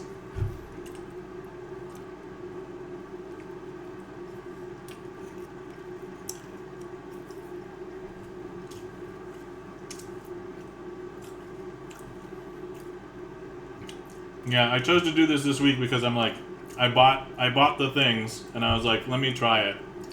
So I wanted to, you know, even if I didn't do stream, I probably would have done something similar. I probably wouldn't have had the need to label everything. I labeled everything for stream.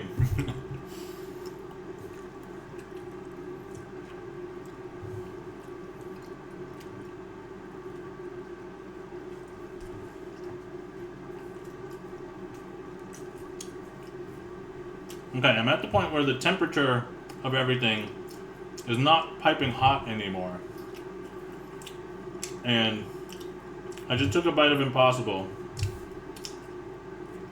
It tastes more savory when it's colder.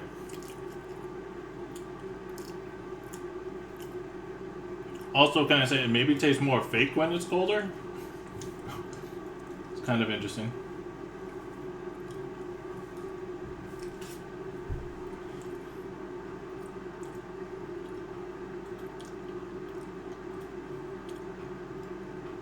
I'm also wondering, am I still streaming? I just saw I just saw chat reconnect.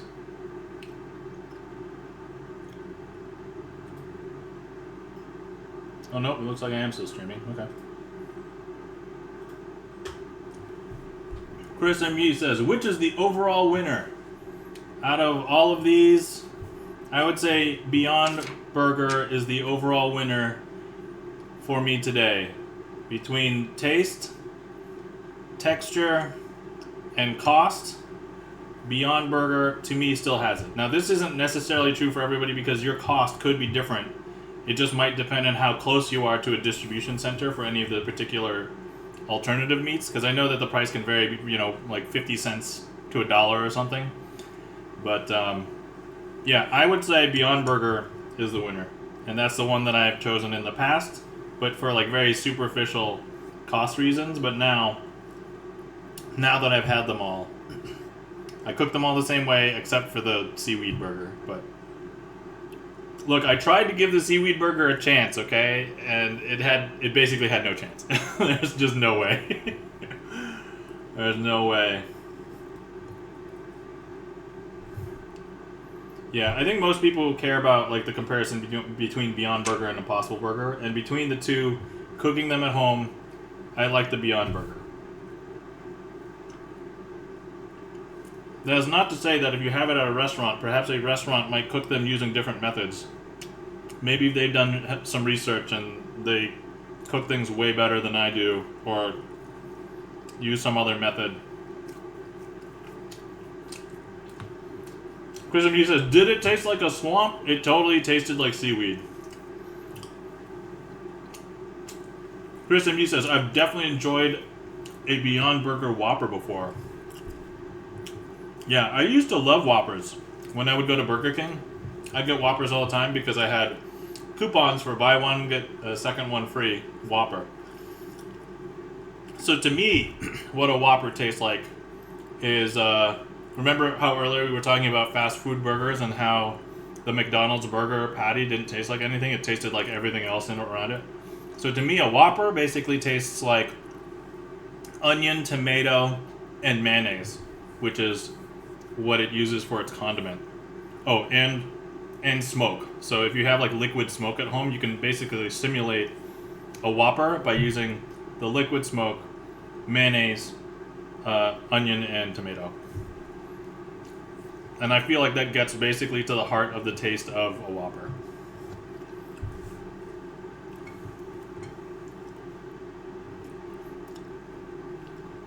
And to that end, I feel like even an Impossible Whopper would basically taste very similar to a Beyond Whopper, because then the taste of these things are kind of overshadowed by all those other ingredients. So I think the reason why you would eat those is if you're a vegetarian, you want to avoid eating meat. If you want to support like the alternative food industry, if you wanted to avoid beef yourself because you have a medical condition, you know, something like that.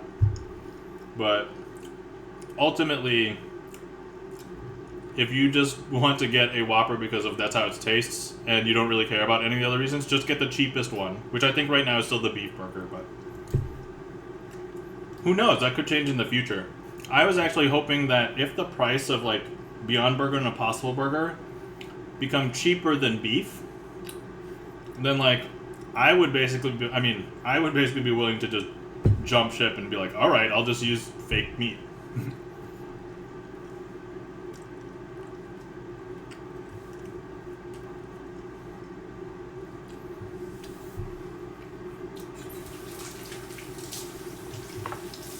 I just realized we just let our spinach chips go and we haven't checked on them. And it just went off, so let me make sure nothing got burned.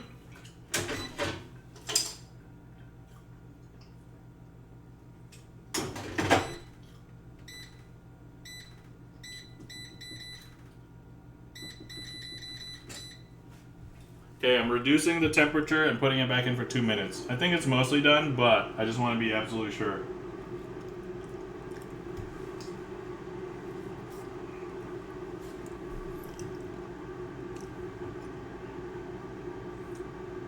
But yeah, we're not at risk of burning the spinach, so we're okay.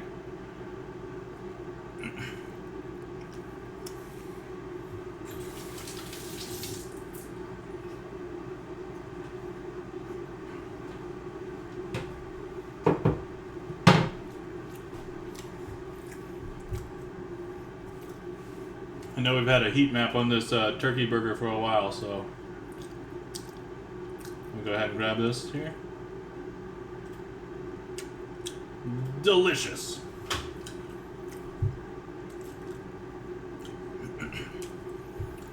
Okay, let's see. Fun little tip. If you like to have things like sesame seeds with your burger, but they're not like on your bun, something that I like to do, and to make sure that they stick in there, is when you put your condiments on the inside of your burger, I'll spread it on the bun, and then I'll sprinkle like sesame seeds on it. That way it sticks to it. You don't get like sesame seeds everywhere, but then you get that sesame seed taste still on your burger. So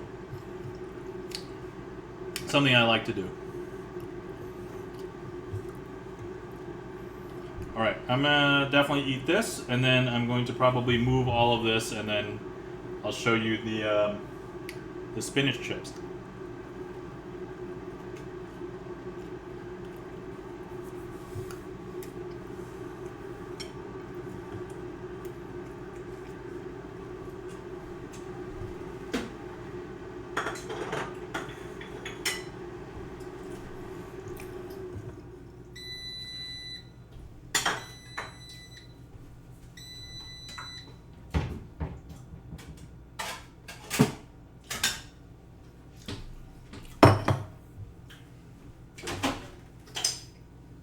Alright,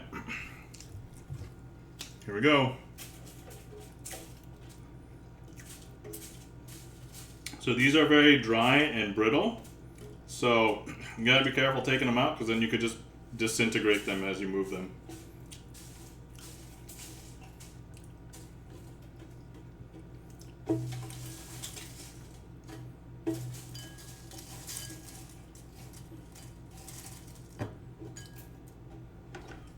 Okay. Alright, so here we go, spinach chips. I don't know if you guys can hear that. Let me move the microphone over, like to the camera. Okay. Alright, listen to how crunchy these are. You guys hear that? Take the... Sorry, I don't want to do ASMR, but I may. Hear how crunchy those are? Yeah, when you have spinach like this... Sorry if that's louder, guys. When you have spinach like this, it's so easy to devour like the entire container, because they're kind of like chips, but softer. And these are perfect. They're not burned. They're still mostly green. If there's any black, that's usually you burned it.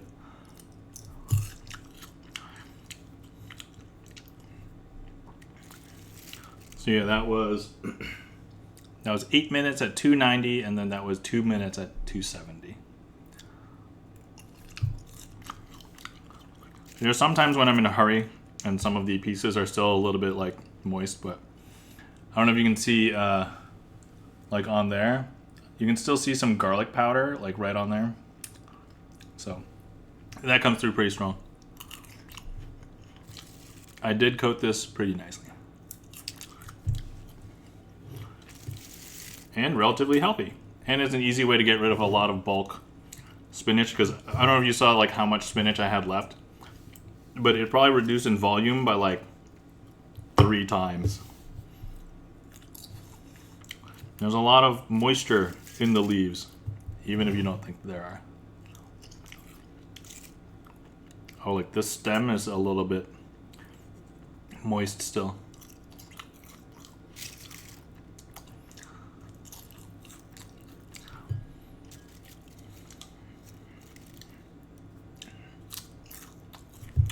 But yeah, so that's something you can do with spinach if you so choose. You can also do it with other leafy greens. You have lettuce leaves, you've got Swiss chard,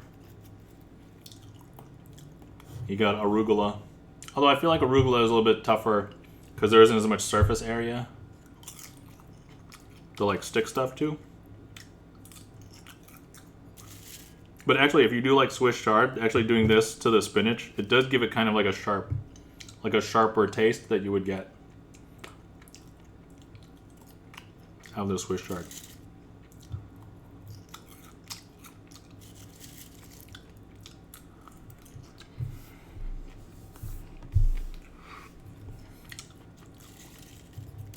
Yeah, I just want to show you like how dry some of these are. So like, take a look at this piece, right? So that's like one thing. But now look, all I have to do is just, I'm gonna press on it. It's gonna basically disintegrate. And look, it's basically like not a leaf anymore. So it's just a pie. It almost looks like herbs. But yeah, that's kind of like how dry you want it for these chips.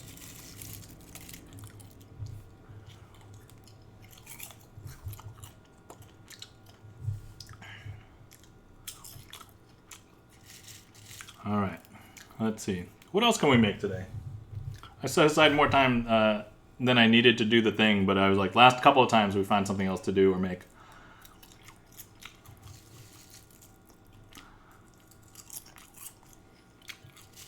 I promise I won't wash dishes on stream anymore, unless we're waiting for food. There was something I wanted to do, but I don't know if that'll take too much time. I need to make banana bread. Anybody interested in watching me make banana bread, or should I just do that off stream?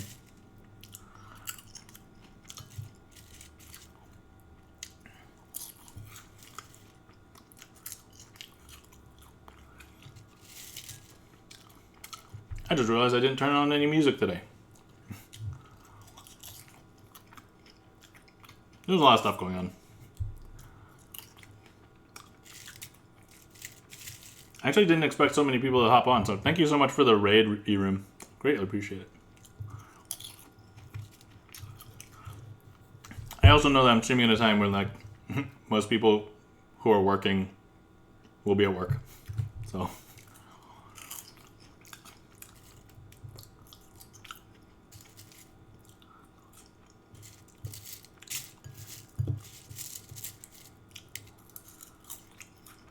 the one thing about making spinach chips is that you do have to kind of finish them like basically in one sitting right away. Because you wait too long, they'll kind of re-moisturize with just like the ambient moisture in the air. And they'll become like soggier and not as crunchy.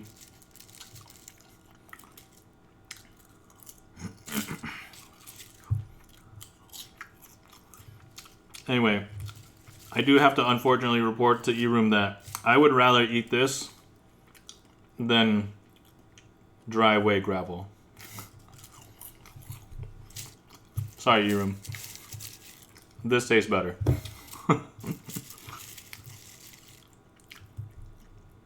Oh, sorry. We compared this to toe clippings. Never mind. I have to say, this is better than toe clippings. I apologize. You compared the seaweed burger to the gravel. My mistake.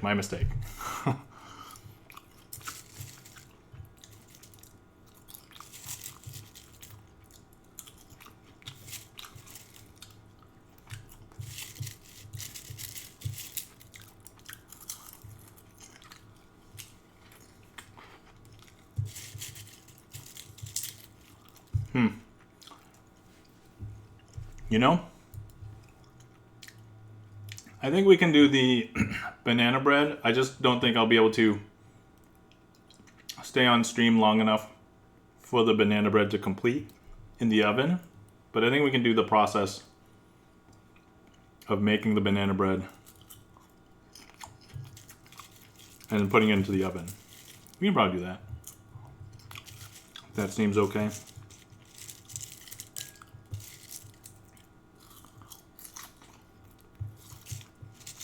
I'll have to put the result of the banana bread in pictures, probably in my Discord and on Instagram. So if you guys will be interested in the outcome of the banana bread.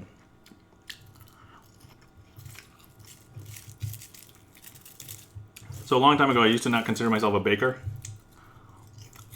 I would basically just cook. But I'm like, baking is kind of useful sometimes.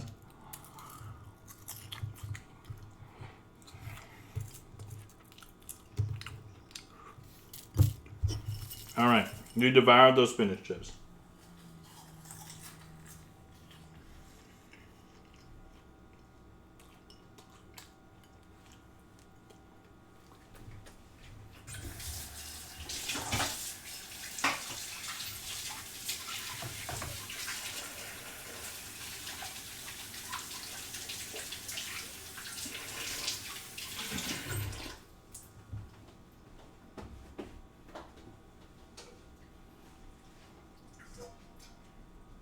All right, and I had the pot that the bowl that we were gonna be mixing stuff anyway. So why not? All right, moving the microphone back. Make some space.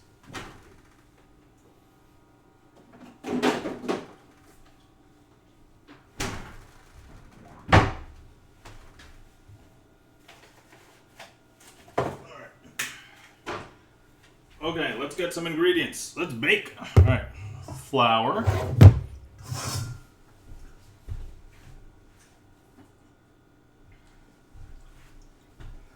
Of course, for banana bread, you need some extremely ripened bananas. There we go.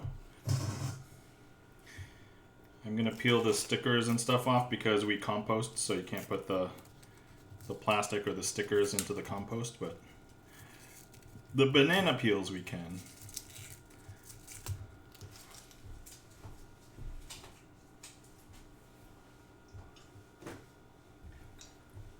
Sugar.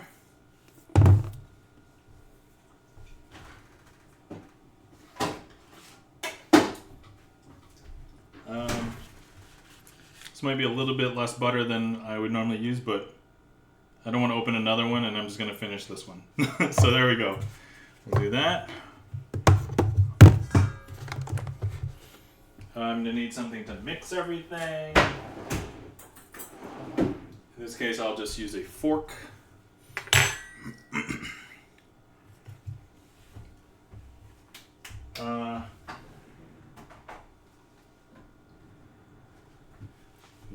Vanilla extract. I don't know if I have enough left in here.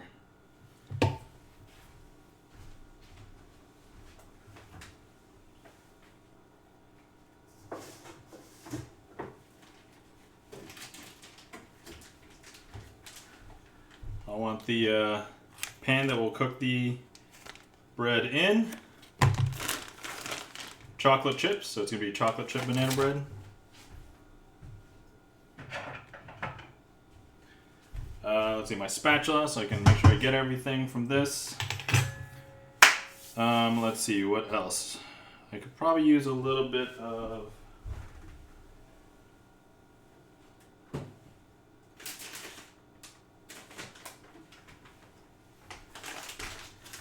I'm going to add some... Oh, I don't know if we should do. You know, I think we just have a very basic recipe. Do I want anything else? Alright, we'll just go with this. Oh, maybe an egg. We can just have one.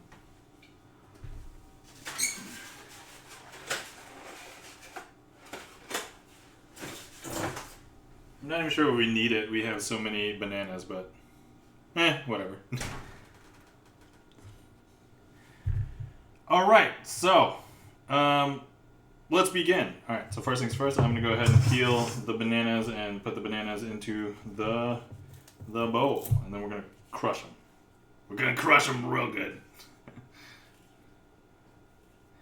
And normally if there's any black spots, I don't like to eat them straight up if I'm just having a banana. But for the purposes of banana bread, it doesn't really matter. So you can go ahead and just put it in there. Whatever.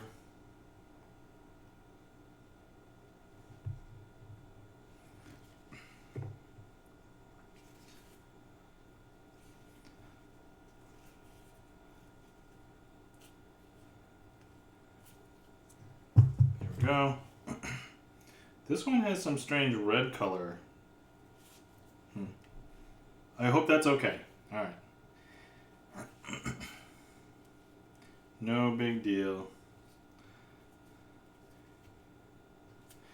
So I don't know if you guys know, but bananas are all clones of each other. So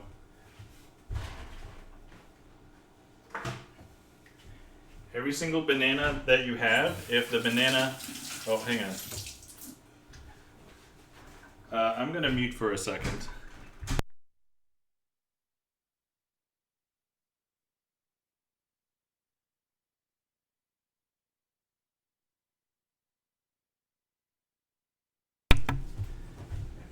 My wife just got home, so. Hi, wife. All right. Okay. So where were we? Oh yeah. So I'm gonna crush these bananas real good. And that's the first thing. Then we will get. Oh wait, am I unmuted? Yeah, I'm unmuted now. Okay. Double checking.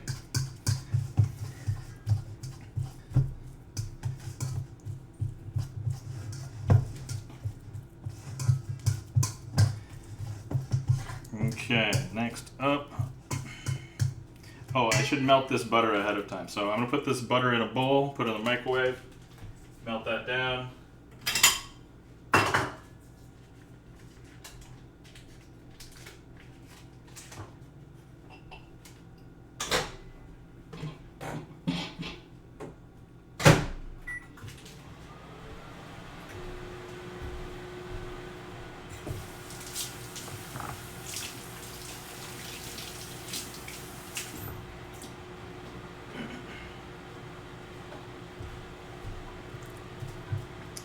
Okay, let's see.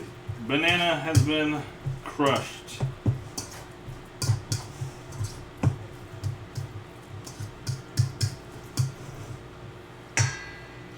Okay, let's.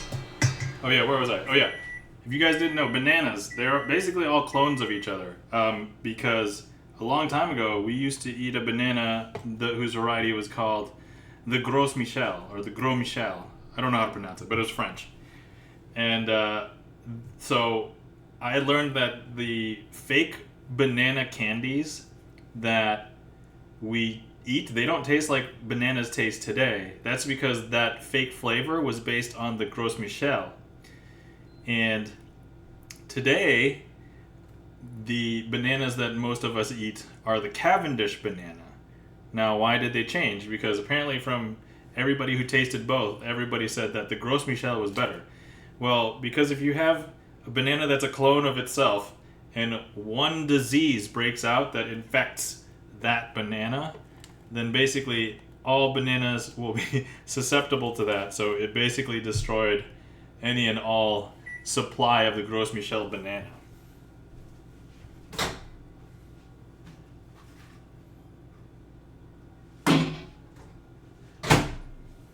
And so why do we have the Cavendish? Does it happen to be immune from this thing?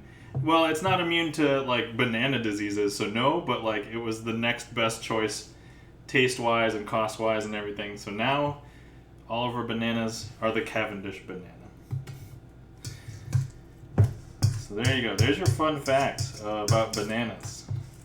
Little did you know when you logged on and joined the stream that you would learn about bananas in this fashion. For anybody who's a fan of the video game Balatro, they actually call this out because the first banana card you would ever get is the Gros Michel, which may destroy itself. There's a small percentage that it would.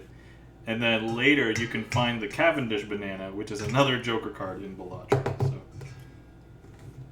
Alright, so even though I didn't fully melt the butter into a liquid, but it is so soft that when I press into it, it basically collapses. So this is soft enough for our purposes. We are good here.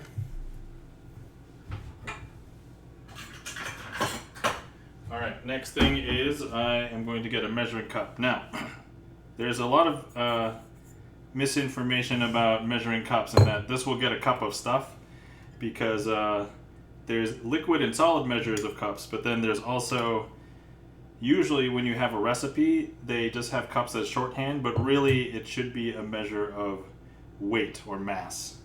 And this is really a measure of volume. So, yeah.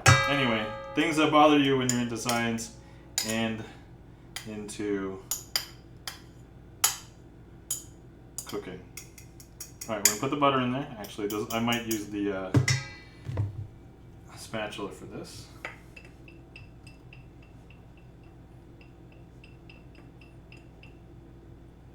just so I get all that buttery goodness.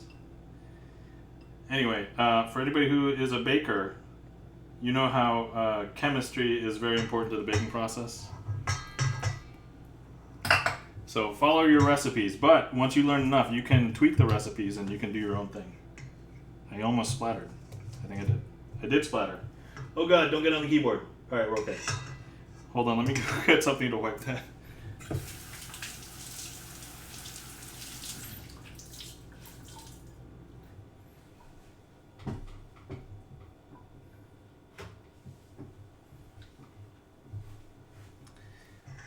Alright, the problem with streaming and cooking. Okay. So yeah, but once you get better, you can tweak your recipes a little bit. Even for baking, I'll occasionally refer to recipes because I'm not as good a baker as I am just like a stovetop cook for things. But okay, I'm gonna go ahead and put in sugar.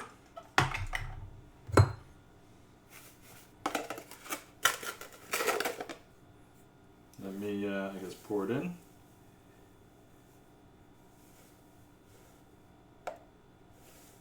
Okay. This is effectively 1 cup.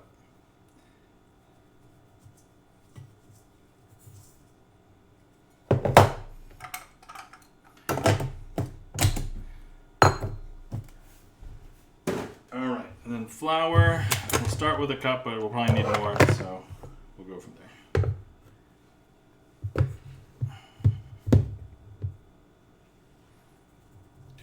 Here we go. We'll start with that. Okay.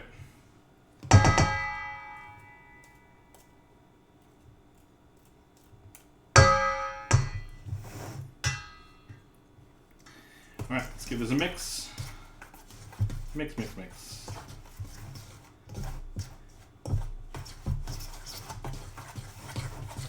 the camera see that? Yeah, okay, there we go.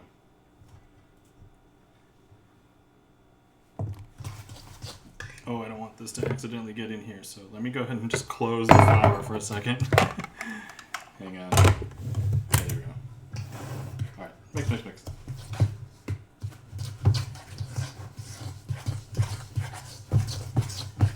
So first things first, you want to get everything well mixed and incorporated, and eventually, it looks like there's a lot more dry than wet here, but actually, if you keep on mixing, it will become one homogeneous wet thing. Alright, that sounds really weird, I'm sorry.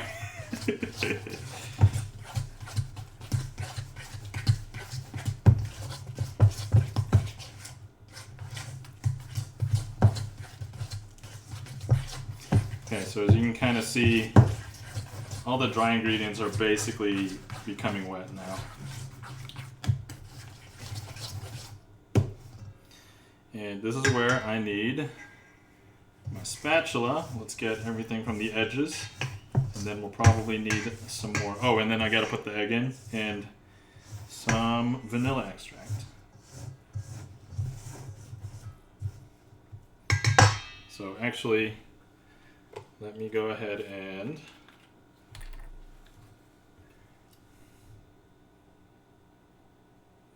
alright, just a little bit less than what I would normally put. I'm not going to open the other container. I do have another container of vanilla extract, but we're just going to use this.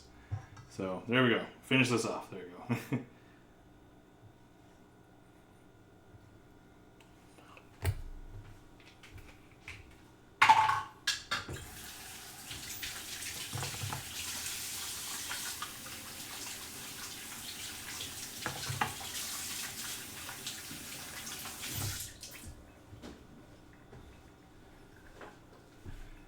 Okay. And then let's go ahead and crack in our egg, mix that, and then we'll put in some more flour. Alright, so cracking an egg.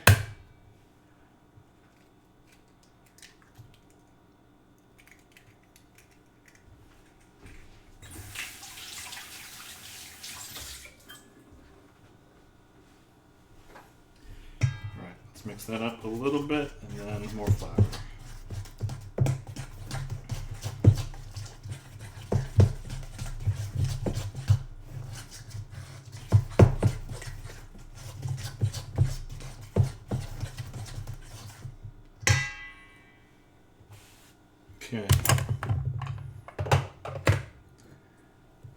There we go. I'll do another full cup and we'll see where that gets us.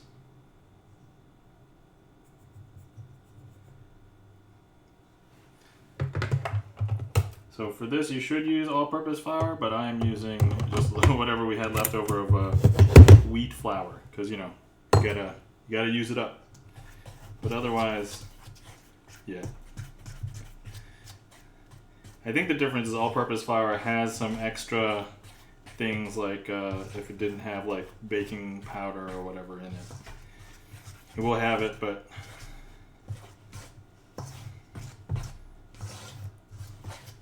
like if we needed to, we could add yeast separately. We could add baking soda or baking powder separate.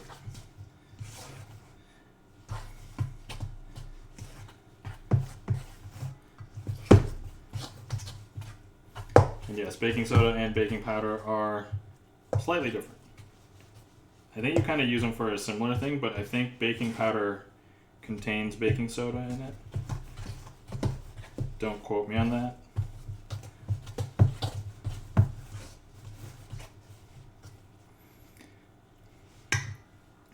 Yeah, and if anybody has a mixer, you could totally use a mixer to do this. We once had a mixer, and then I found myself making bread way too much. And I used to make savory breads, like cheese bread. But it became not used after I realized how not good it is to just have bread all the time. And then there was some maintenance that needed to be done, like oil needed to get changed in the... It was like a KitchenAid stand mixer, and then we ended up not using it anymore, so... I also tried to change the, so you have to like change the oil inside of the motor inside of the KitchenAid mixer. I tried to do it once and I severely cut myself doing it, so.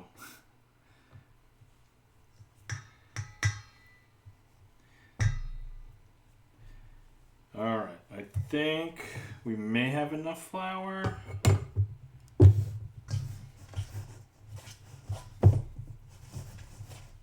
At this point, I hope we don't need any more moisture, but if we did, maybe a little bit more butter, but I think we're going to be okay. We also have 3 bananas in here, so.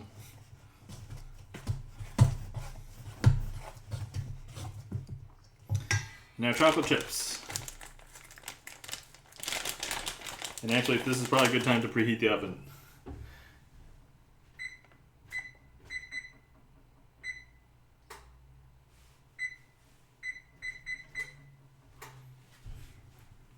A lot of recipes tell you to preheat the oven right away, first thing. As though you can do all of the other steps lightning speed, so you're not wasting energy preheating your oven. Like, and leaving it preheated unused for like 20 minutes.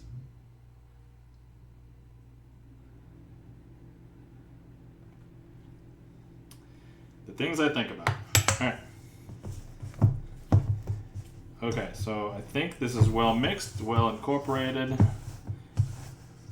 That's kind of what it looks like here. Trying to just get all the dry ingredients from the sides of the bowl. Okay. Oh yeah, I didn't add. That's the whole point. Let me add chocolate chips. Here we go. Oh, this one's weirdly shaped. That's a chocolate chip. So claims the bag. I'm gonna eat it.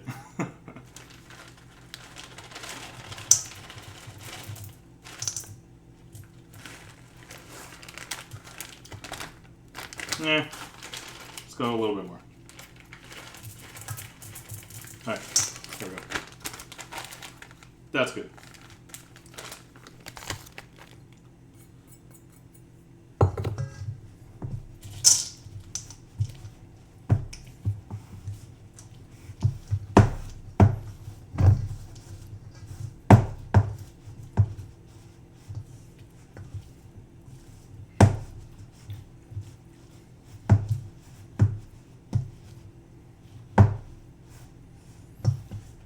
Okay, all right. So now we've got everything mixed. We've got our bread batter. We've got all of our fixings. We had our tomato. We have vanilla extract. Why the heck did I say tomato? And then we're gonna put this into our bread mold. Pillbilly asks, have you ever used dark brown sugar for cookies? Yeah, I've used brown sugar. I don't know what dark brown sugar is unless that's a very specific variety of brown sugar, but yeah. You can use white sugar or brown sugar. They do have a taste difference, but I haven't baked cookies enough to really know the difference. There's actually some times in which where I will put both brown sugar and white sugar in this. But today we're just keeping it simple, basic recipe, just white sugar. But I was actually thinking about just putting brown sugar as well in this. So you could have done the same thing. I think in the baking process, they basically behave the same. The brown sugar may not be as sweet. I found that if you just taste the sugar, the brown sugar doesn't taste as sweet as the white sugar. But once it's all baked in together, I think all of the sugar tastes basically the same. So, but yeah, that's a good question, Pillbilly. And I'll let you know that I don't think I have a satisfactory answer, is what I'm going to answer there.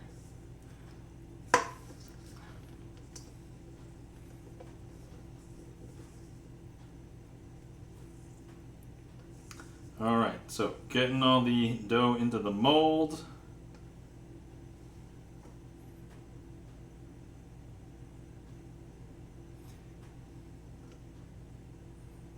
Okay.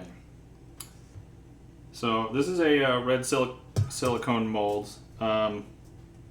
We used to have a couple of metal molds, but my wife got these red silicone ones, and they're kind of like, if you've ever used those Silpat mats, so it's like silicone mat that you put on like a baking tray. It's super easy to like wipe off and clean, and they're pretty much they don't stick, so. But the one thing about this that I always have to do, and I don't think my family likes it, is right now there's air bubbles potentially underneath this, and like this is not filling in on all the corners, and you want that for the even cooking.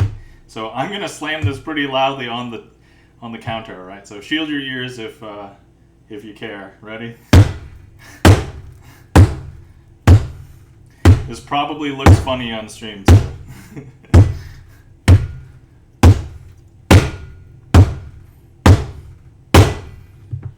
Okay.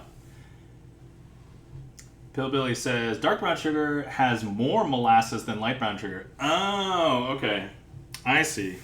Yeah, I can't say I've used dark brown sugar then, really, Pillbilly. I think the extent of brown sugar that I've had has just been regular brown sugar, or what I would presume to be light brown sugar.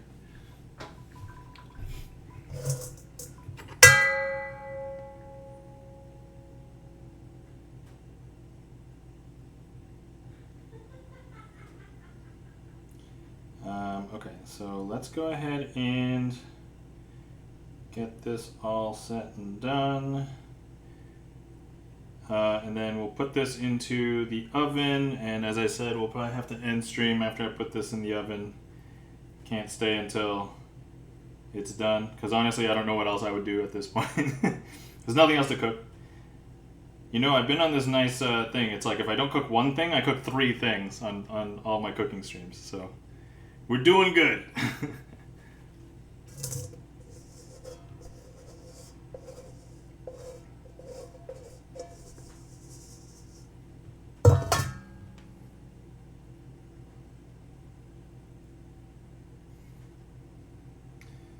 Okay, all right, so I think that looks good.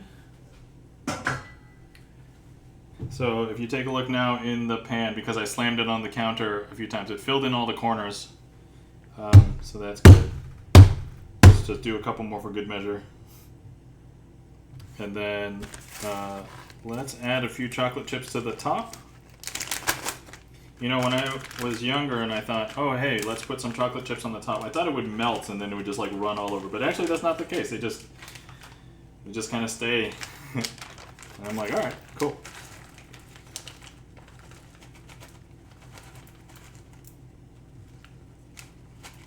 We want to spread them out a little bit, so. Spread them out, push them in.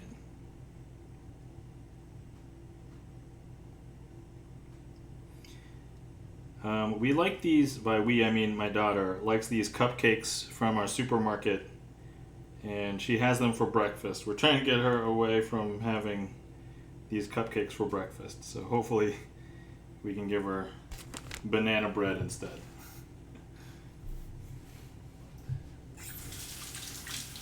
Alright, oven is almost preheated.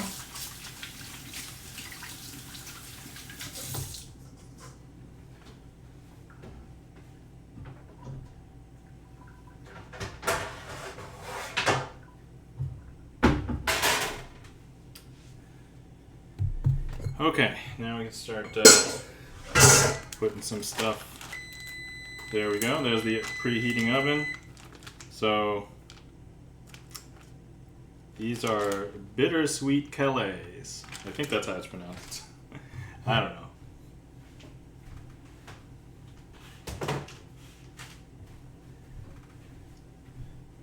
All right, let's go ahead and put this in the oven.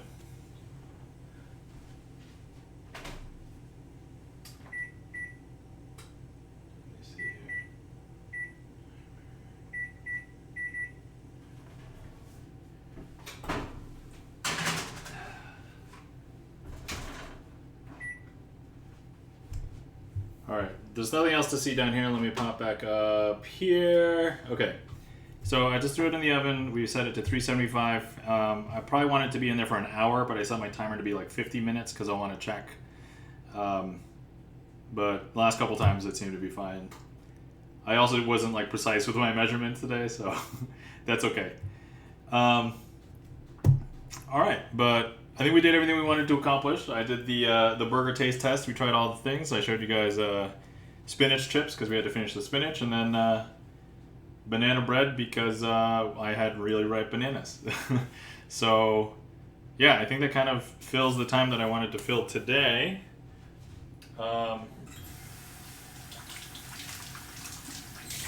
Let me just quickly wipe this. But let's see, yeah, if anybody has any ideas of things that they want to see me cook, if I can cook it, I would be down for doing a stream where I cook it. And then, also, if anybody wants to see any of my past streams, I've been putting all of my VODs, except for my co-working VODs, because I have music in those, and some of them have been flagged. So, but all my cooking ones, all the video gaming ones, and all the magic ones are all in a playlist on a YouTube channel, or my VODs YouTube channel. So if anyone wants to see any of my old streams, those are there. The ones, especially the ones that fall off of retention on Twitch. All right. Oh, this is at like a normal level. So the tray that I have, it's like lower. So when I'm standing up, it's like a pain to use it. So I'm like, let's put this at a normal level that I can use. All right. Also, guys, you're not following our friend and mod Chan the Magic Man. Please give Chan the Magic Man a follow. Chan the Magic Man, one of the few magicians on Twitch that has a regular magic schedule. He is known as the fourth half of Magic Twitch, and he'll do magic on Mondays. So definitely give him a follow and check him out. And then let's see here. If anybody wants to see some magic, check out my YouTube channel. I've been doing a lot of new things on my YouTube channel. So I have over 300 magic tricks on YouTube with more coming. So definitely check that out. Let's see. I've been trying to do one cooking stream a week. So hopefully you guys like this. This was fun today. So thanks for being here, guys. Let's see here. Let me see who's on to raid. We can find somebody to raid.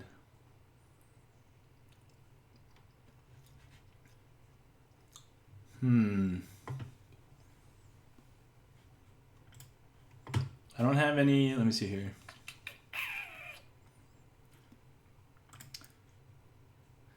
I don't currently have any Twitch friends or follows that I have that are cooking at the moment, so we might have to just raid somebody else.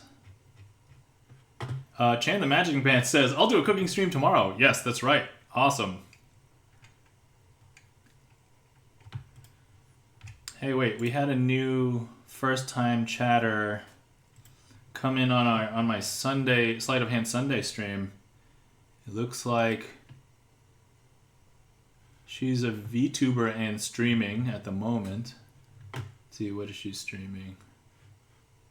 It looks like she's streaming Stardew Valley.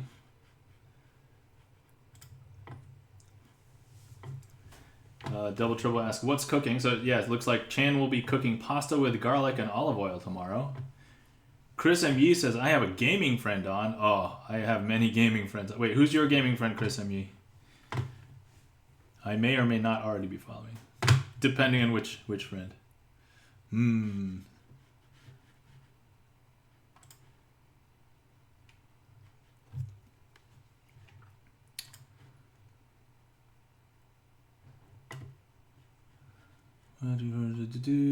Alright. Oh. Ro Jimmy 21. I don't know Ro Jimmy. Let me just quickly take a look. Actually, I just saw somebody else's streaming that we never get to raid, that I never get to raid. So actually, I may have just made up my mind. But let me go ahead and see who Ro Jimmy is.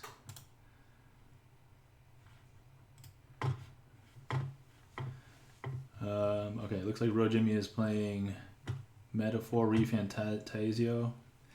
I've heard that's a good game. I have not played it. Okay, let me see here. And then who's the... Okay, and then my other choice is this person? Okay, alright. Let me just make sure they've been going on for a while before we make the jump. Oh, obviously I get an ad. Perfect, excellent. Get the ad out of the way first. Alright, just tell me how long they've been streaming. I don't think as long as since I've started.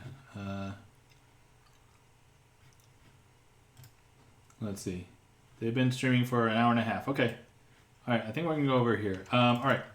Thanks for the suggestions. I'll probably give Ro Jimmy a follow in a little bit. But I think I found a raid target. So, alright.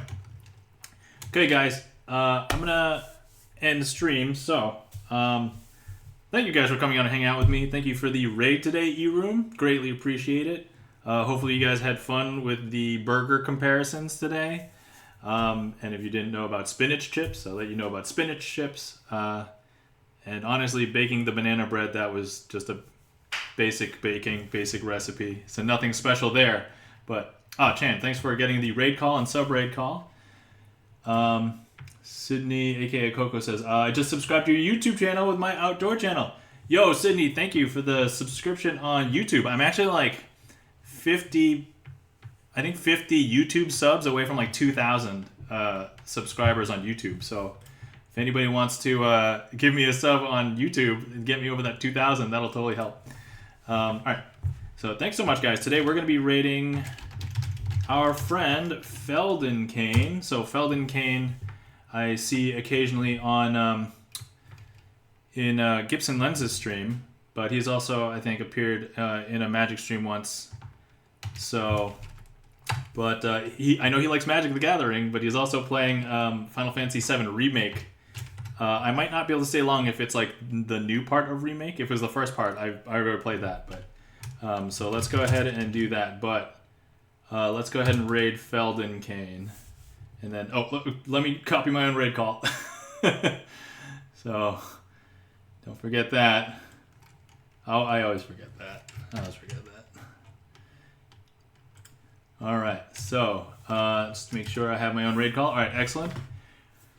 All right, guys. So yeah, with that, I'm definitely going to be doing Sleight of Hand Sunday on Sunday, of course. And then if I have any other streams, it'll just be pop up. If anybody wants to follow along, you can just come join the Discord, and that's where I announce that I'll be doing random streams. So there we go. Other than that, let's see. I think we covered everything we needed to cover. So, and yeah, there's like more than 40 minutes for the bread. So yeah, I got to end stream before that. But anyway, all right. So let's head over to Felden Kane's stream, and we'll go from there. All right, everybody. Take care. We'll see ya. Bye.